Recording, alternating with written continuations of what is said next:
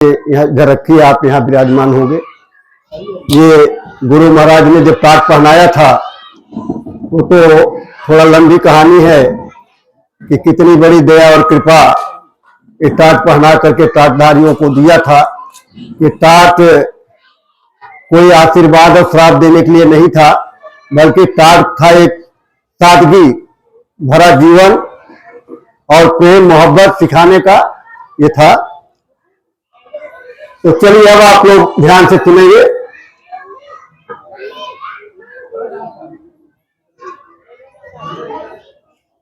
ये आपके गांव में अभी जय गुरुदेव नाम की प्रभात फेरी चल रही थी, शाकाहार का प्रचार हो रहा था। वैसे तो अब जय गुरुदेव नाम विश्व विख्यात है, फिर भी आपको जानकारी के लिए बता देना चाहता हूं कि आप सोचते हैं कि भाई राम को पूजा, कृष्ण को पूजा, देवी और देवताओं को पूजा, ये जय गुरुदेव नाम कहां से आ गया? इस कलयुग में प्रथम कबीर साहब आए थे।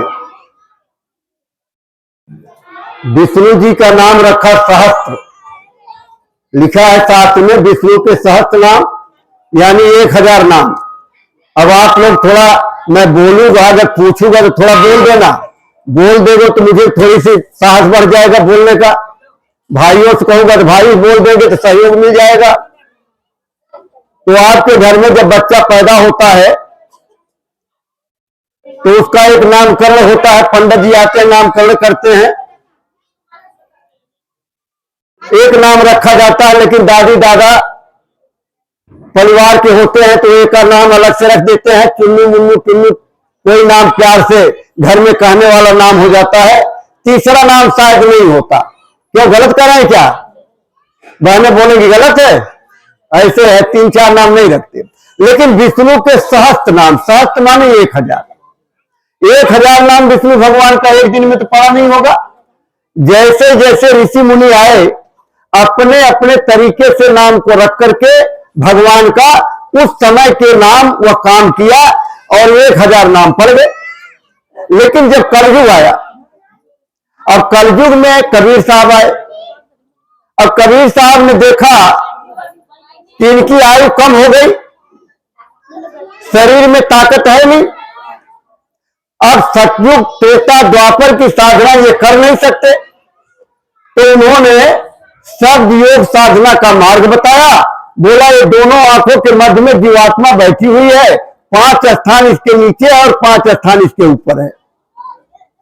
अब उम्र आपकी कम है, साधना बड़ी बड़ी कर नहीं सकते, तो ये छठा चक्र बोलते हैं जहां जीवात्मा बैठी हुई है। इसका जो हम लोग आरती करते हैं, प्रथम गणपति देव बनाइए, गणेश जी की प्रथम पूजा करते हैं, ब्रह्मा जी की, विष्णु जी की और महेश जी की, अद्या महाशक्ति की। अरे तब तक तो आप चले गए 1 ही 2 में। तो उन्होंने नीचे की साधना बंद करा के ऊपर का मार्ग बताया, शब्द योग साधना का मार्ग, और साहब नाम को जगाया और कहा कि साहब से सब होत है और बंदे से कछनाए, राई से पर्वत करे पर्वत राई मार। फिर आए गुरु नानक देव जी, उन्होंने वाहे गुरु नाम को जगाया। उनके बाद 9 गुरु और आए। उसी कड़ी में आपके उत्तर प्रदेश के आगरा जहां मथुरा है, वहीं पे सीधीयार महाराज आए। सीधीयार महाराज ने राधा स्वामी नाम को जगाया। राधा माने जीवात्मा, स्वामी माने परमात्मा, यानी जीवात्मा को परमात्मा से मिलाने के लिए राधा स्वामी नाम को जगाया। उसी राधा स्वामी की कड़ी से ये जो आप तस्वीर देख रहे हैं, परम पूज्य बाबा जय गुरुदेव जी महाराज का, इन्होंने जय गुरुदेव नाम को जगाया। ये वो जय गुरुदेव नाम है, जय जय जय गुरुदेव गोसाई और कृपा करह गुरुदेव की नाम। ये जय गुरुदेव नाम जगा करके हमारे आपके बीच में रखा। ये समय का जगाया हुआ नाम उस मालिक का, भगवान का, प्रभु का है। तो सभी लोग श्रद्धा से, प्रेम से तो भगवान का नाम प्रेम से लिया जाता है, बड़े भाव से लिया जाता है। जिस भाव से लोगे जाकी रही भावना जैसी, और प्रभु मूरत देखी तिन तैसी। तो सब लोग एक बार मालिक के नाम को प्रेम से लेंगे। जय गुरुदेव,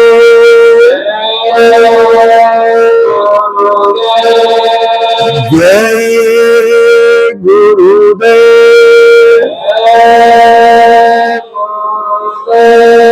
जय गुरुदेव,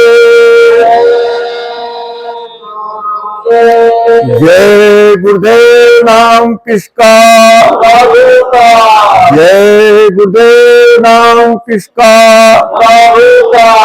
जय गुरुदेव नाम किसका, प्रभु का पावन नाम, प्रभु का प्यारा नाम,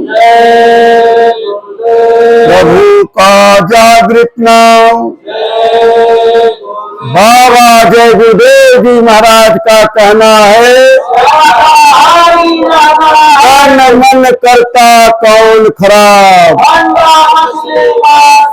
क्या खाने से होगी भलाई,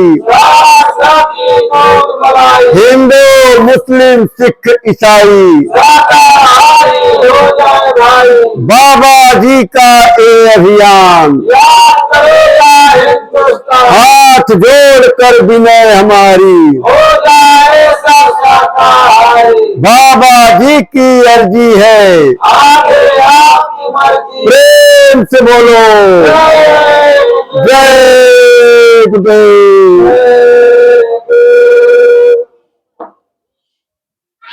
देखिए, एक प्रार्थना छोटी सी होगी। प्रार्थना का बड़ा महत्व है। जब प्रार्थना किया जाता है तो भाव बनता है, तमाम तरह जो मन भागता है उससे एकाग्रता आती है। ये प्रार्थना बड़ी सरल है, सब लोग दोहराएंगे, माताएं बहनें सब बच्चे। कैसे मिलेंगे भगवान सतगुरु के बिना। आप कोई भी जतन कर लो, मंदिर जाओ, मस्जिद जाओ, तीर्थ जाओ, व्रत करो, कुछ भी कर लो, लेकिन बिना सतगुरु के आपको मुक्ति मोक्ष या भगवान प्राप्त नहीं हो सकता। तो सब लोग दोहराएंगे और मनन करेंगे प्रार्थना को। और इस गांव के जो मेरी आवाज सुन रहे हैं, ये आपके गांव में पहले भी सत्संग हुआ होगा, प्रचार हुआ होगा, लेकिन आज जो स्पेशल कार्यक्रम महेश जी द्वारा रखा गया है, इसका आप लोग फायदा उठा लीजिए। आने वाला समय में आपको ये जरूरत पड़ेगी इस नाम का। इसलिए मेरी अनुरोध और प्रार्थना है कि आप थोड़ा सा समय निकाल करके अपने इस कॉलोनी में महेश जी के दरवाजे के सामने पहुंच जाए और बाबा जी का भेजा हुआ जो संदेश वचन है उसको सुन लेंगे तो आपके लाभ आएगा। सभी लोग मालिक का नाम लेंगे। जय गुरुदेव।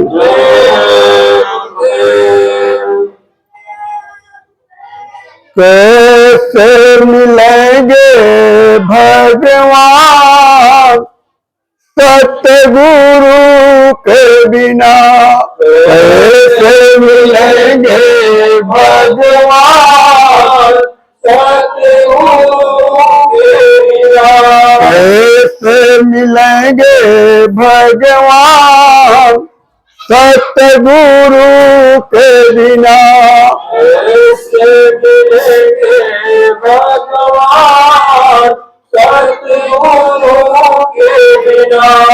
मन गंगा नहाओ चाहे यमुना नहाओ, गंगा नहाओ चाहे यमुना नहाओ, गंगा नहाओ चाहे यमुना नहाओ, गंगा नहाओ चाहे यमुना नहाओ,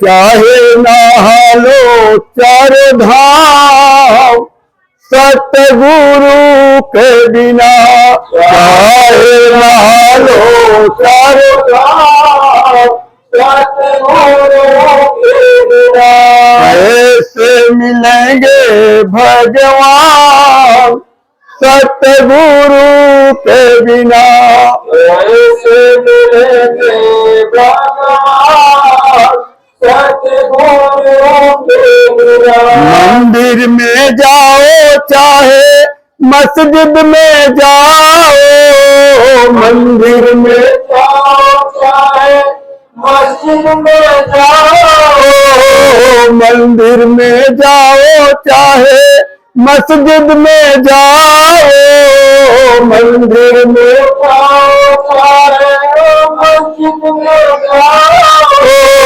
चाहे लगा लो धुन तान, सतगुरु के बिना चाहे लगा लो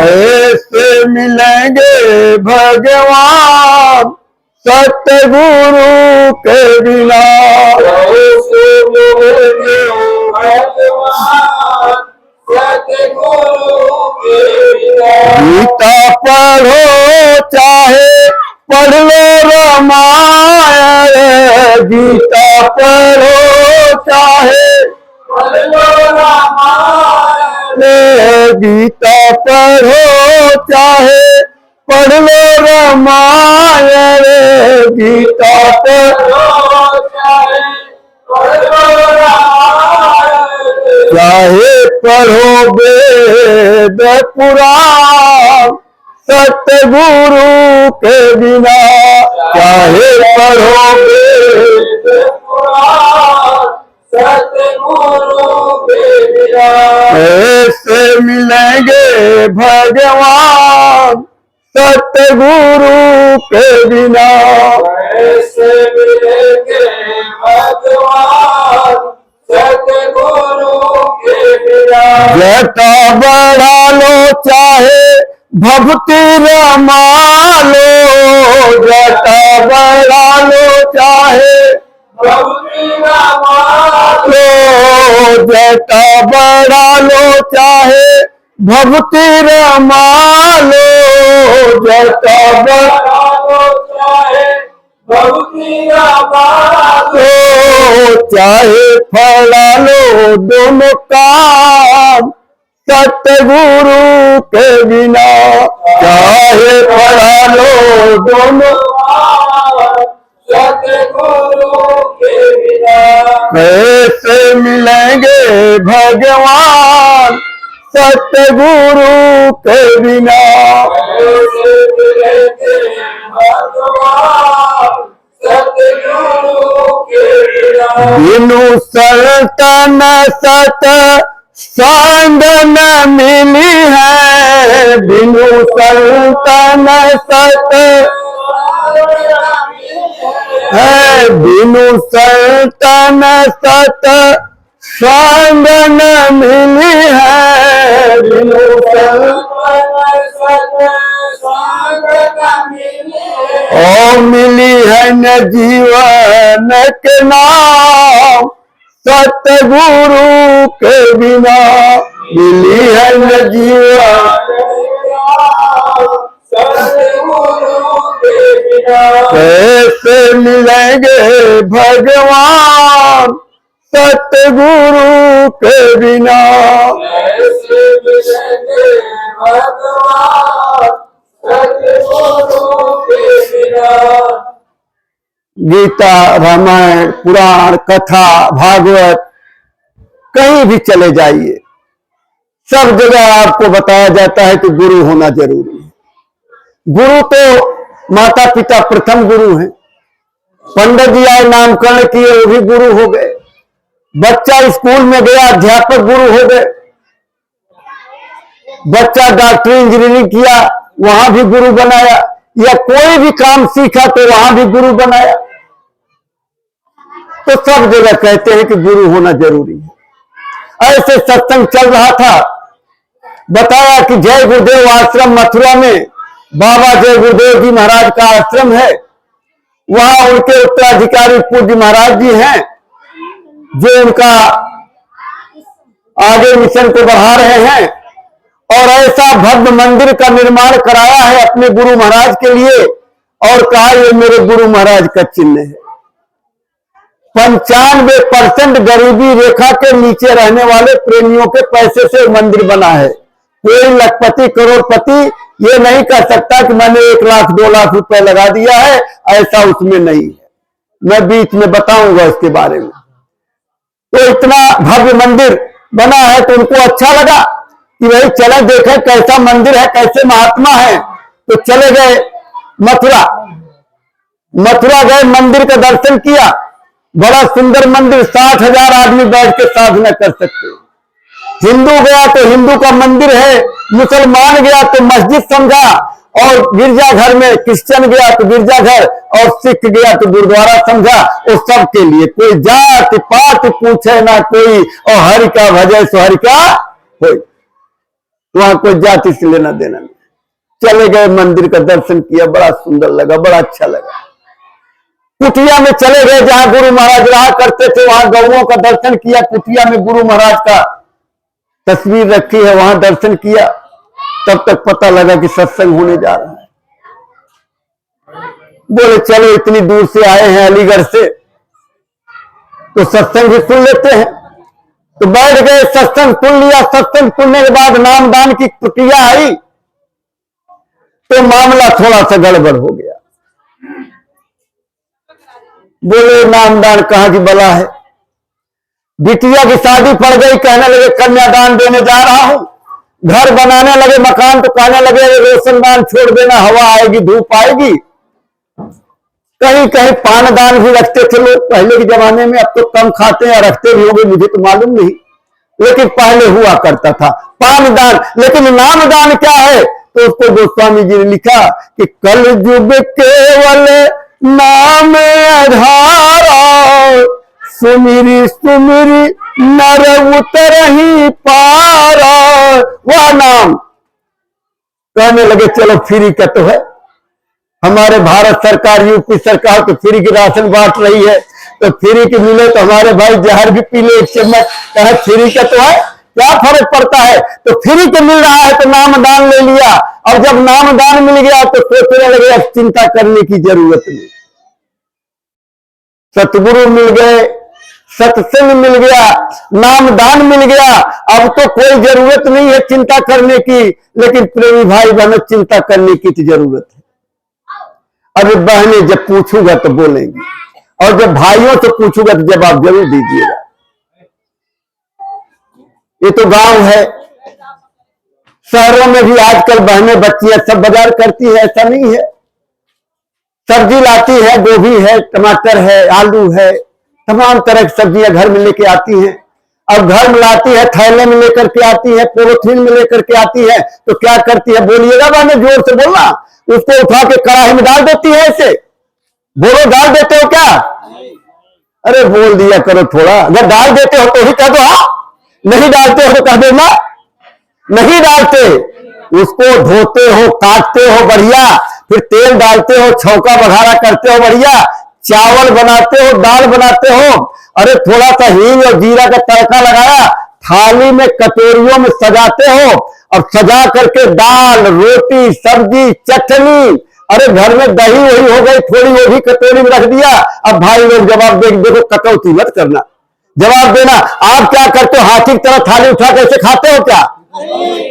नहीं खाते हो, नहीं खाते। मेहनत करनी पड़ती है, थोड़ा सा परिश्रम करना पड़ता है। रोटी को तोड़ते हो, सब्जी दाल लगाते हो, उठा के मुंह में डालते हो, इतनी मेहनत करते हो कि नहीं करते हो? करना पड़ता है। अब आपको सतगुरु मिल गए, सत्संग मिल गया, नामदान मिल गया, अब आप कहते हो कुछ करने की जरूरत ही नहीं है, तो करना पड़ेगा। क्या करना पड़ेगा? भजन करना पड़ेगा। अरे बिना भजन मुक्ति नहीं मिली है, बिना भजन बिना भजन मुक्ति नहीं मिली है, बिना भजन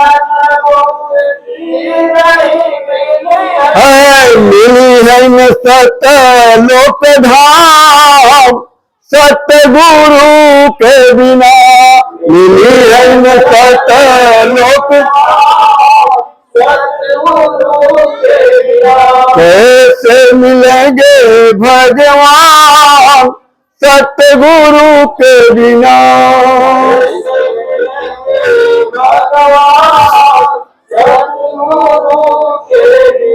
जय गुरुदेव।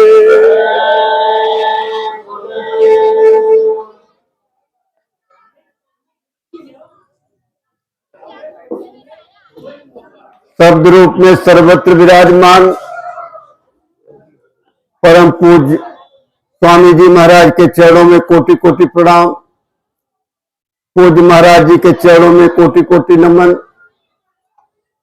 हमारे बीच में हमारे टारधारी भाई सैनी साहब, हमारे दिल्ली प्रदेश से आए हुए तमाम सत्संगी भाई, हमारे इस गांव के तमाम माताएं बहनें बुजुर्ग नौजवान साथी, हिंदू मुसलमान सिख ईसाई, सभी को सादर जय गुरुदेव।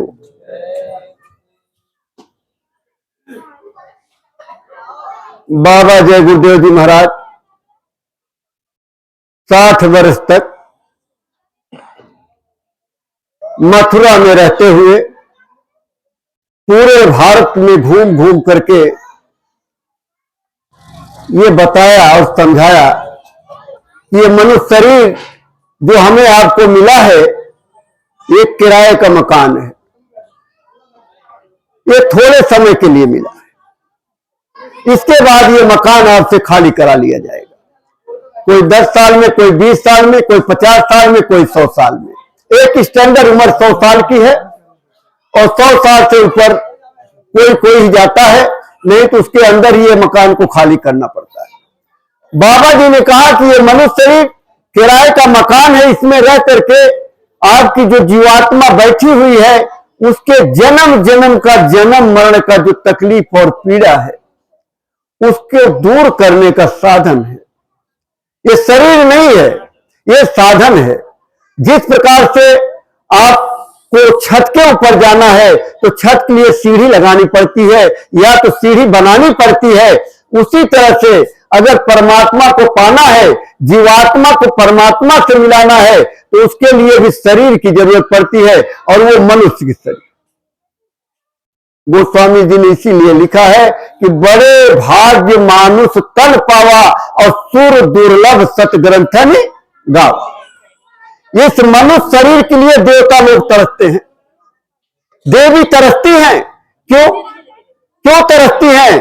क्योंकि 84 लाख योनियों में जन्मते मरते करोड़ों करोड़ों वर्ष बीत जाता है, तब कहीं जाकर के मनुष्य शरीर मिलती है। और मनुष्य शरीर में बैठ करके जब कोई संत महात्मा फकीर ऐसा मिल जाता है जो शब्दभेदी होता है, जो आता जाता है, मालिक के पास रहता है और दर्शन दीदार करता है, वो आपको रास्ता बता देता है, तो उस रास्ते पर चल करके आपकी जीवात्मा आपके उस असली मुकाम पर पहुंच जाती है जहां से फिर जन्म मरण नहीं होता। बाबा जी ने यही बात कहा कि हम आए वह देश से जहां तुम्हारो धाम और तुमको घर पहुंचाना एक हमारो काम। अब आप कहते हैं कि हम तो इस गांव में हैं, ये मकान इतना बड़ा बना रखा है, मेरे पिताजी ने बनाया है, तो आपके दादाजी तो है नहीं, किसी किसी को होंगे भी माफ करिएगा, लेकिन दादाजी तो चले गए। दादाजी भी कह रहे होंगे हमारा मकान है। अब पिताजी आए, पिताजी ने कहा मेरा मकान है, तो पिताजी को चले जाएंगे। अब फिर हम बड़े हो गए, हम आएंगे, कहेंगे मेरा मकान है, तो हमें भी छोड़ के चला जाना है, तो ये किसी का भी नहीं। घर की नारी को कहे तन की नारी ना, डॉक्टर ये नारी पकड़ते हैं, कहते चले गए, कहां गए? मर गए। यानी ये क्या चीज ऐसी निकल गई कि कह रहे मर गए। इतना प्यारा दुलारा इकलौता बेटा ही क्यों न हो, लेकिन जब इसमें से जीवात्मा निकल जाती है तो कोई घर में सजा के रखता नहीं है, सब कहते ले चलो, मर गए, मुर्दा हो गए, कोई घर में नहीं रखता। हमें विचार करना चाहिए, हमें सोचना चाहिए कि ऐसी क्या चीज है जिसके निकलते ही हम लोग को मुर्दा कहते हैं। बढ़िया माता पिता भाई बंधु कोई किसी का नहीं है, कोई किसी के रिश्तेदार नहीं है। ये तो पात्र हैं नाटक के। जैसे नाटक में राम लक्ष्मण सीता हनुमान तमाम तरह का रामलीला में बनते हैं और फलाने बन गए, लेकिन उसका स्वरूप जो होता है उनका राम का होता है, लक्ष्मण का होता है, सीता का होता है। लेकिन जब वो कपड़ा उतार देते सवेरे फिर होते, हाँ भैया फलाने राम राम सीताराम जय गुरुदेव करते हैं, बाकी कोई मतलब नहीं, काम खत्म। इसी तरह से माता का रोल खत्म तो माता गए, पिता का रोल खत्म तो पिता गए, भाई का रोल खत्म तो भाई गए, कोई किसी के साथ रहता होता नहीं। सबको जान आए हैं तो जाएंगे, राजा रंक फकीर और एक सिंहासन चढ़ चला एक बंधा जंजीर। कौन सी जंजीर? कर्मों की जंजीर, आपके अच्छे बुरों की, आपकी बेईमानी की, झूठ की, छल की, कपट की। एक तो जंजीर बढ़ गई और एक सिंहासन चढ़ चला जो सतगुरु के शरण में रहे, उनके आदेश पर चले, उनके बताए हुए रास्ते पर चले तो सिंहासन पर बैठ। यही देवी देवता आरती उतारते हैं। कितना सौभाग्यशाली जीव है जो अपने घर जाते। आप अच्छे कर्म करेंगे, आप देवता बन सकते हैं, आपको स्वर्ग मिल सकता है, आपको वैकुंठ मिल सकता है। तो स्वर्ग वैकुंठ क्या है? मान लो अभी तो मौसम आज तो अच्छा हो गया, थोड़ा हवा चल रही है, नहीं तो कितना सवेरे में कितना कोहरा पड़ा था। अब गर्मी का महीना आएगा, घर में पंखा लगा हुआ है, एक नॉर्मल जीवन है। कूलर लगा लिया घर में तो थोड़ा सा बढ़िया हो गया, होता कि नहीं? कूलर लग जाए तो बढ़िया हो जाएगा। ये स्वर्ग चले गए, कूलर लग गया तो समझो स्वर्ग पहुंच गए। इसके बाद पैसा है आपके पास तो एसी लगा लिया, सबके पास तो नहीं है, सब नहीं लगा सकते। जब एसी लगा लिया तो उसको तो आनंद ही अलग है, तो वैकुंठ में पहुंच गए। स्वर्ग और वैकुंठ का इतना ही अंतर है। बाबा जय गुरुदेव जी महाराज ने कहा कि बच्चा स्वर्ग लेके करोगे क्या? स्वर्ग अंत काल दुखदाई। क्यों स्वर्ग अंत काल दुखदाई? क्योंकि लिखा हुआ है कि पूरी छिड़े मृत्यु लोके। आपने अच्छे कर्म किया तभी तो स्वर्ग मिला, बुरा किए होते तो स्वर्ग काहे को मिलता? बढ़िया कर्म किया तो आपको स्वर्ग मिल गया, वैकुंठ मिल गया। लेकिन कितने सालों के लिए? थोड़ा यहां 100 वर्ष की उम्र है, वहां 1000 वर्ष 50,000 वर्ष भी हो सकता है, आप स्वर्ग में आनंद लेंगे। लेकिन स्वर्ग पूरी छिड़े आपका जो पूरी इकट्ठा किया, जिसकी वजह से आपने स्वर्ग में पहुंचे, वो जिस दिन खत्म हो जाएगी उसी दिन, क्योंकि वहां पूरी इकट्ठा नहीं होता। पूरी पाप तो इस जीवन में मनुष्य शरीर से होता है, इससे इकट्ठा होता है। अब पूरी छिड़ गया, आप फिर मृत्यु लोक में आ गए, फिर वही कीड़े में, मकोड़ों में, पशु में, पक्षी में जन्म मरण जन्मत मरत दुख हुई। इतनी पीड़ा, इतना कष्ट होता है जिसका वर्णन नहीं किया। महात्माओं ने कलम रख दिया, वर्णन नहीं किया इसका। सहजो भाई ने थोड़ा सा इशारा तो जरूर किया कि सहजो बिच्छू मारे डंक 1000, 1000 बिच्छू एक बार में डंक मार दे, जितनी पीड़ा होती है उससे कई गुना ज्यादा पीड़ा जन्म लेने में और मरने में होता है। जन्मने वाला बच्चा नहीं बता सकता और मरने वाला भी नहीं बता सकता, इतनी पीड़ा होती है। क्योंकि आप पीड़ा इसलिए होती है कि जिसको आपने अपना बनाया, ये मेरा है और ये मेरा है, तो मैं नहीं, मेरा नहीं, ये तन किसी का है दिया, ये किराए का है। ये तो काल भगवान ने, इस देश के मालिक ने इस शरीर को दिया है आपको।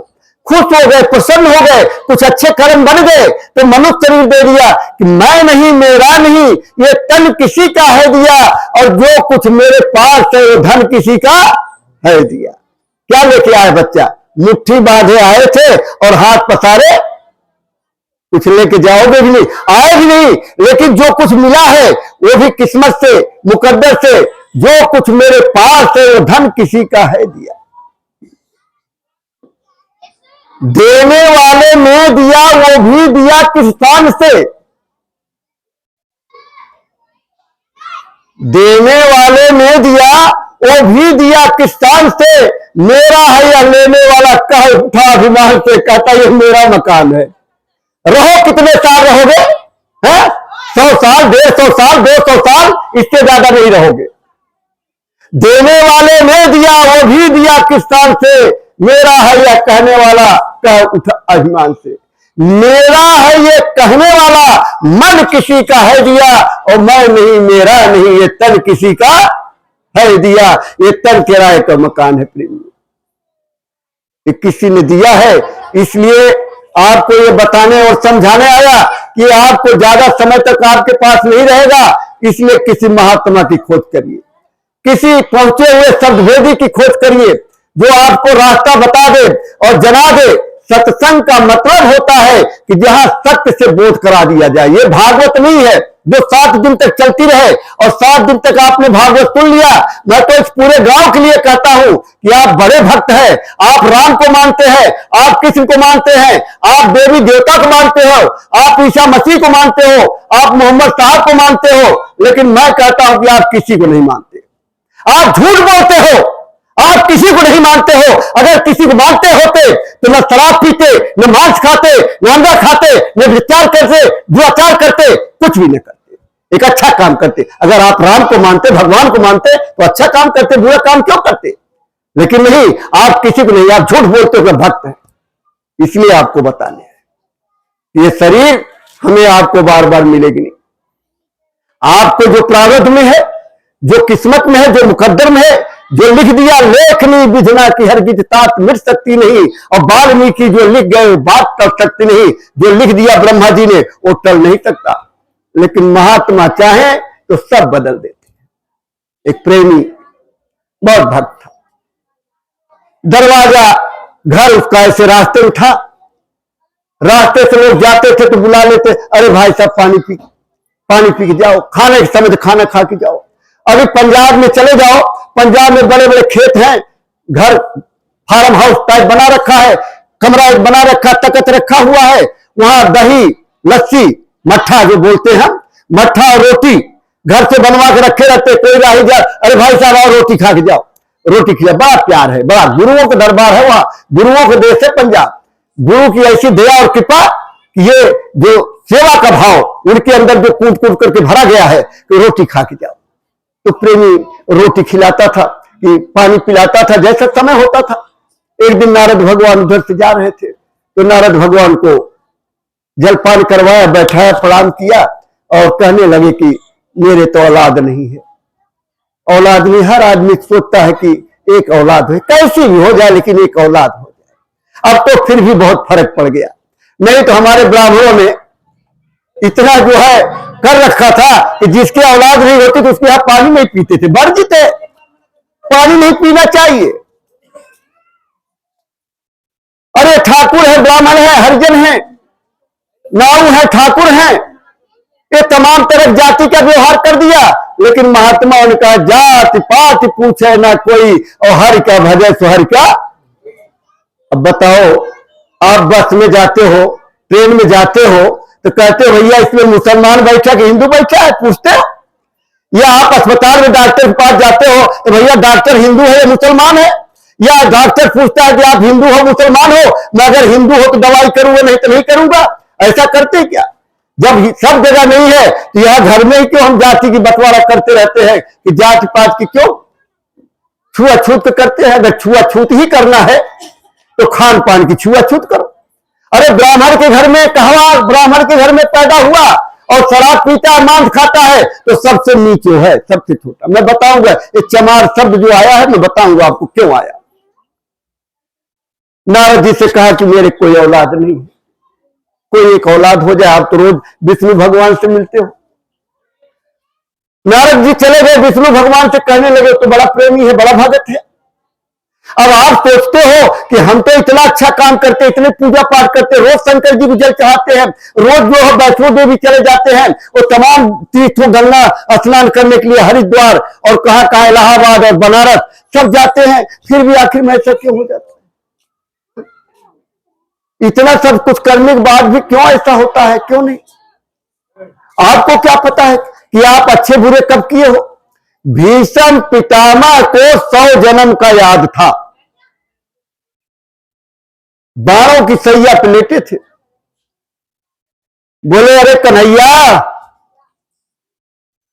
हाँ पितामह। बोले, 100 जन्म का मुझे याद है, मैंने कोई बुरा काम नहीं किया। हमें आपको तो पिछले नहीं मालूम है। उन्होंने कहा, जब देखा, कहने लगे, 101 जन्म पीछे चलो। 101 जन्म पीछे। बोले, तुम राजकुमार थे, रथ जा रहा था, घोड़े रुक गए। पूछा, घोड़े क्यों रुक गए? तो कहा, 2 मुहा सांप आ गया। सारथी ने बताया, आपने शब्द भेदी बाण निकाला और सांप, बाण में सांप को उठाकर एक कांटे वाली झाड़ी पर फेंक दिया। पूरे शरीर में कांटे चुभ गए और उसका खून रिसते रहा और कई दिन हो गया उसको मरने में। वो कई दिन बाद मरा, तकलीफ पाता रहा। बोले, वो सजा मिल रही है। अरे प्रेमी भाई बहनों, हमें आपको किस जन्म की सजा मिलती है? 10 जन्म, 20 जन्म, कभी न कभी आपके कर्मों की सजा जरूर भोगना पड़ता है। नारद भगवान ने कहा, बड़ा प्रेमी है, बड़ा भाव भक्ति वाला है, उसकी औलाद नहीं है, उसको औलाद दे दीजिए। विष्णु भगवान ने कहा कि उसके 7 जन्म तक औलाद नहीं है। 7 जन्म तक औलाद नहीं है। आए नारद जी ने कहा कि 7 जन्म तक औलाद नहीं। हमारे आपके साथ क्या है? जरा से कोई बात हो जाए, अरे छोड़ो, गुरु महाराज की चर्चा हो जाती है कि गुरु महाराज ने क्या किया। हमारे प्रेमी वहां हमारे दिल्ली में लास्ट इतवार को उनके यहां सत्संग भी होता था। उसी परिवार की थी, उनके पति का आग लग गई, जल गए। अस्पताल में भर्ती थे, उनकी बिटिया भी अस्पताल में डॉक्टर थी। उसी अस्पताल में सफदरजंग हॉस्पिटल बड़ा अस्पताल है। मैं देखने के लिए गया तो बिटिया और बेटा दोनों बाहर मिल गए। कहने लगे, देखो अंकल जी क्या है, इतना हम लोग गुरु महाराज के पास जाते हैं, हमारे पिताजी कैसे हो गया। मैंने समझाया उनको, जो भी हमारे छोटी बुद्धि से हुआ। अंदर गया मैं, वो देख नहीं सकते थे लेकिन बात कर सकते थे। बात हुई, बातचीत करने के बाद मैं तो चला आया, लेकिन 2 दिन बाद उन्होंने अपने परिवार को बुलाया। परिवार बड़ा खिन्न था। गुरु महाराज की उलाहना, गुरु महाराज ने कुछ किया नहीं, गुरु महाराज ने कुछ किया नहीं। लेकिन उन्होंने कहा कि गुरु महाराज सत्संग दे रहे हैं, जनता बहुत इकट्ठा है, तुम लोग बराबर मथुरा जाते रहना, सत्संग सुनना, और शरीर छोड़ दिए। अरे प्रेमी भाई बहनों, गुरु महाराज तो समय के लिए रास्ता बताते हैं। जब आपका कोई साथ न दे, देवी देवता, नाथ भात, माता पिता, परिवार, कोई भी साथ नहीं दे, तब बोला जय गुरुदेव नाम बोला तो मैं मिलूंगा और आपकी मदद करूंगा। जब तक आप सब जगह नहीं पुकार लोगे, विश्वास कैसे होगा? वो प्रेमी को बताया कि आपकी औलाद नहीं है 7 जन्म तक, लेकिन उसमें कोई अंतर नहीं आया। नहीं है तो नहीं। एक जगह बैठा था तो एक लड़का, 2 बेटे हैं उनके, जाट परिवार से हैं, थोड़ा सा हेल्थी टाइप का। तो शादी की चर्चा चल गई। बोले कोई लड़का लड़की मिले तो इसकी शादी करवानी है। तो मैं बात करने लगा, उसका बायोडाटा वगैरह लेने लगा। मैं कहा चलो भाई चर्चा होगी। उस लड़के ने एक बात कही, मुझे बड़ी अच्छी लगी। बोले अंकल जी, किस्मत में होगा तो होगा, किस्मत में होगा तो होगा। लेकिन थोड़े दिन बाद दोनों भाइयों की इकट्ठी ही एक ही घर में 2 लड़कियों से शादी हो गई। तो देखो भाव कितना बढ़िया था कि किस्मत में होगी तो होगा। उसने भी कहा कि जो नहीं है किस्मत में, लेकिन सेवा भाव में कमी नहीं रखा। एक दिन एक महात्मा जी आ गए। महात्मा जी ने, भोजन का समय था, भोजन बना और भोजन परसा गया कि महात्मा जी भोजन करे। तो महात्मा जी को तो दया करनी थी। महात्मा जी ने कहा बच्चों को बुलाओ। अब बेचारा घबरा गया, अगर मैं कह दूंगा मेरे औलाद नहीं है, महात्मा जी भूखे दरवाजे से चले जाएंगे, बहुत तकलीफ की बात है। उसने कहा महात्मा जी आप भोजन करिए, बच्चे तो गए हैं जरा बाजार, टाइम लग जाएगा। महात्मा जी ने थाली खसका दिया, कहने लगे जो बच्चे आएंगे तो खाएंगे।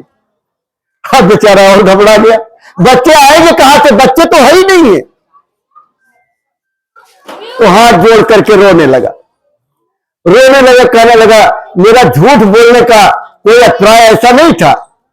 झूठ बोलने से मतलब इतना ही था कि आप भूखे में चले जाओ, मेरे तो कोई औलाद ही नहीं है। और नारद भगवान ने कहा, विष्णु भगवान ने बोला है कि मेरे कोई औलाद नहीं, 7 जन्म तक नहीं। महात्मा जी ने कहा, अच्छा लाओ रोटी। अब रोटी लगे खाने, 7 रोटी खा गए महात्मा जी।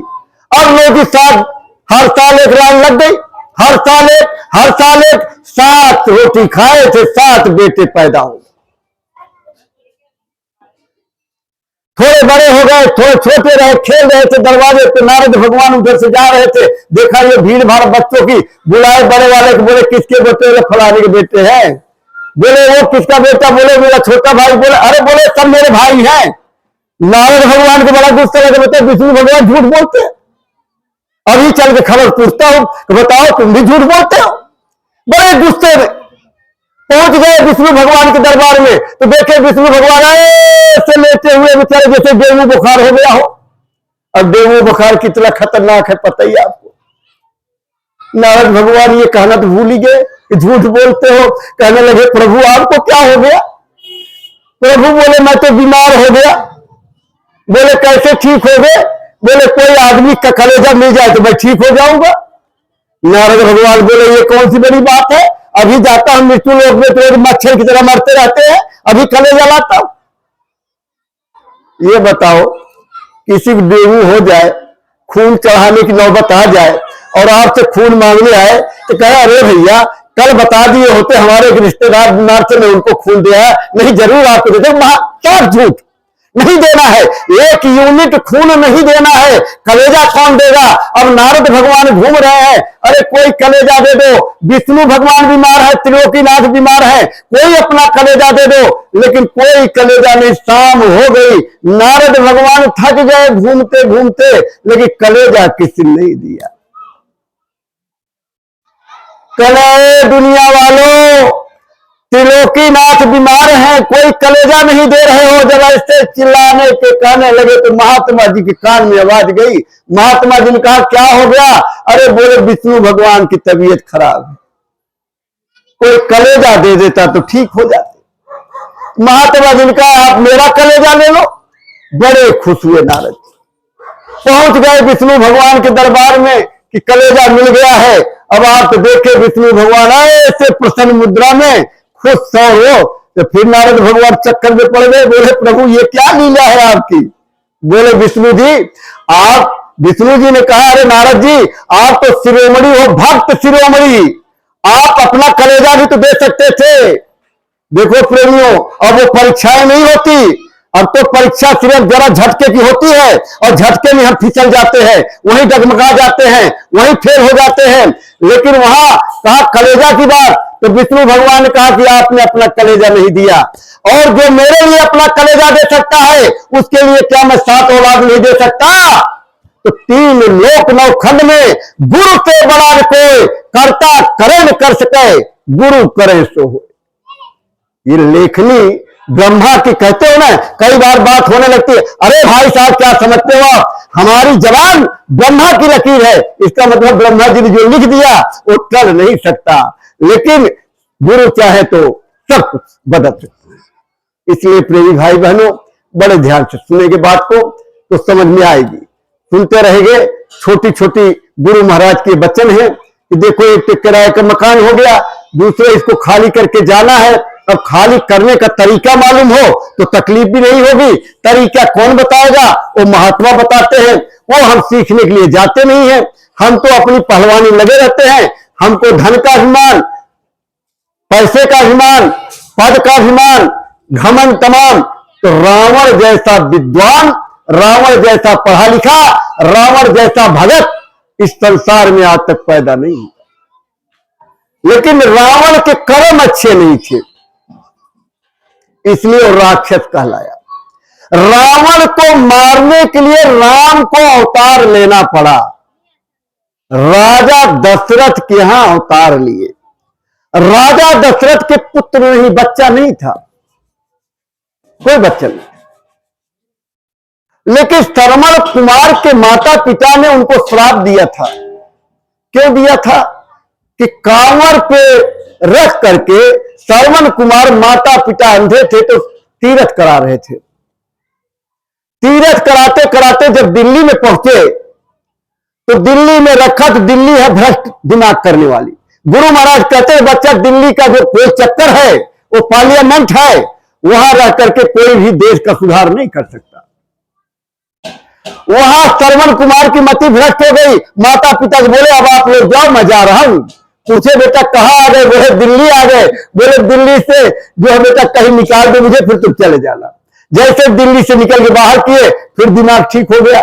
इसलिए दिल्ली वालों को गुरु महाराज कहा करते थे कि महीने में 2 दिन 3 दिन के लिए निकल जाया करो बाहर, तो थोड़ा सा बुद्धि संतुलन ठीक रहेगा।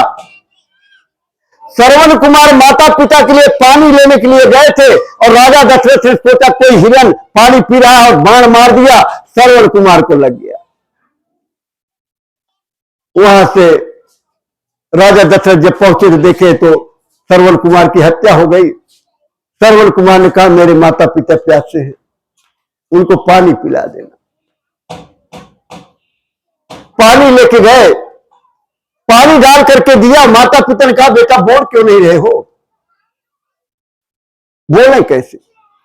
बोले जब तक तुम बोलोगे नहीं तब तक हम पानी नहीं पिएंगे। तब राजा दशरथ ने कहा कि तुम्हारे पुत्र का मेरे से वध हो गया। उन्होंने बताया था प्यासे हैं। माता पिता ने कहा तेरे हत्यारे के हाथ का पानी मैं नहीं पीऊंगी। और तड़प तड़प करके दोनों खत्म हो गए। श्राप दे दिया राजा दशरथ को, जैसे हम अपने बेटे के वियोग में तड़प तड़प के मर रहे हैं ऐसे तू भी एक दिन अपने बेटे के वियोग में तड़प तड़प के मर जाएगा। राजा दशरथ को भरोसा था कि जो मुझे श्राप मिला है तो मेरे औलाद जरूर होगी, क्योंकि फलीभूत तभी श्राप होगा जब मेरे औलाद होगी। जब औलादे नहीं होगी तो कैसे श्राप लगेगा? तो औलाद तो होगी, ये भरोसा था। अपने गुरु पर भरोसा करना चाहिए। 4 लड़के पैदा हुए, राम लक्ष्मण भरत शत्रुघ्न। राम को वनवास मिल गया, सीता जी लक्ष्मण उनके साथ चले गए। भरत ननिहाल में थे, जब आए तो राम से मिलने गए तो राम आने से मना कर दिए कि पिताजी ने कहा है। और इधर पिताजी तड़प करके बेटे के वियोग में खत्म हो गए थे तो उनका खड़ा उला करके रख दिया। और राम वन में और भरत वन से ज्यादा तपस्या घर में रह करके किया। शत्रुघ्न की औरत एक दिन छत पर घूम रही थी। माता कौशल्या ने देखा कि ऊपर कौन घूम रहा है तो चली गई ऊपर। देखा बेटी तुम सोई नहीं अभी? तो बोली कैसे सोऊं, हमारे पति तो जग रहे हैं। यानी शत्रुघ्न जग रहे हैं, वो सोए नहीं, तो मैं कैसे सोती? तो कहां है? बोले तो घर पे रहते नहीं, तो उधर आश्रम है, आश्रम वहां रहते हैं। तो लेकर के उनको जब रात को पहुंची है तो पत्थर की शिला पे सो रहे बैठे, वही भगवान के जाप कर रहे थे। जब उन्होंने कहा कि अरे तू सोया नहीं, कहने लगा अरे माता जब भाई वन में है तो हम कैसे? इतनी बड़ी ये पूरा परिवार का जो इतिहास है वो हमारे सामने, हमारे प्रेम में, हमारे भाई में, हमारे बंधुओं में एक ऐसा संदेश देता है कि किस तरह से परिवार घर में रहना चाहिए। अब राम चले गए वन में। अब वन में घूमते टहलते एक जंगल में बैठे थे, तब तक सिपोरखा आ गई। सिपोरखा ने देखा कि राम बड़े सुंदर हैं, तो शादी क्यों न कर ले। अब सिपोरखा राक्षसी से सुंदर सा रूप बनाया और राम से बोला कि मुझसे ब्याह कर लो। राम ने कहा भाई मेरी तो पत्नी है, मैं तो ब्याह नहीं कर सकता। उड़ के लक्ष्मण के पास चली जाओ। गई लक्ष्मण पर, लक्ष्मण कहा अरे भाई वो राजा है, राजा 10 शादी कर ले उनको कोई नहीं बोलेगा, मैं तो सेवक हूं, सेवक शादी कैसे कर सकता है? तो फिर राम के पास गई। राम ने कहा कि देखो मेरी अर्धांगिनी है, इनके रहते तो मैं शादी कर ही नहीं सकता। बोले अच्छा तो ये मैं अभी दिखाता हूं, दिखाती हूं। उसने अपना रूप किया कि मैं सीता को खा जाऊंगी और फिर तो करोगे। और जैसे सीता के लिए रूप बनाया राक्षसी का, राम ने आदेश दिया, लक्ष्मण ने नाक कान काट दिया। देखा होगा रामलीला में। रोटी बिलकती गई खरदूसर के पास। खरदूसर उसी जंगल में रहते थे। खरदूसर के पास गई, खरदूसर को कहा कि भाई 2 राजकुमार आए हैं, उनके साथ एक स्त्री है। मैंने कहा मेरा भाई खरदूसर यहाँ जंगल का राजा है, उसके साथ उसकी शादी कर दो। देखो बहन झूठ बोल दी। उन्होंने मेरी बात नहीं मानी, मेरा नाक कान काट दिया। खरदूसर गए, लड़ाई हुई, दोनों मारे गए। सिपुड़खा पहुंच गई रावण के पास, दरबार लगा हुआ था रावण के पास। रावण ने कहा अरे बहन तेरी ये दशा किसने किया? अरे बोली भाई 2 राजकुमार आए हैं और उन्होंने एक स्त्री इतनी सुंदर, मैंने कहा मेरा भाई राजा रावण लंका का राजा है, वो इसको पटवानी बना के रखेगा, इसकी शादी कर दो।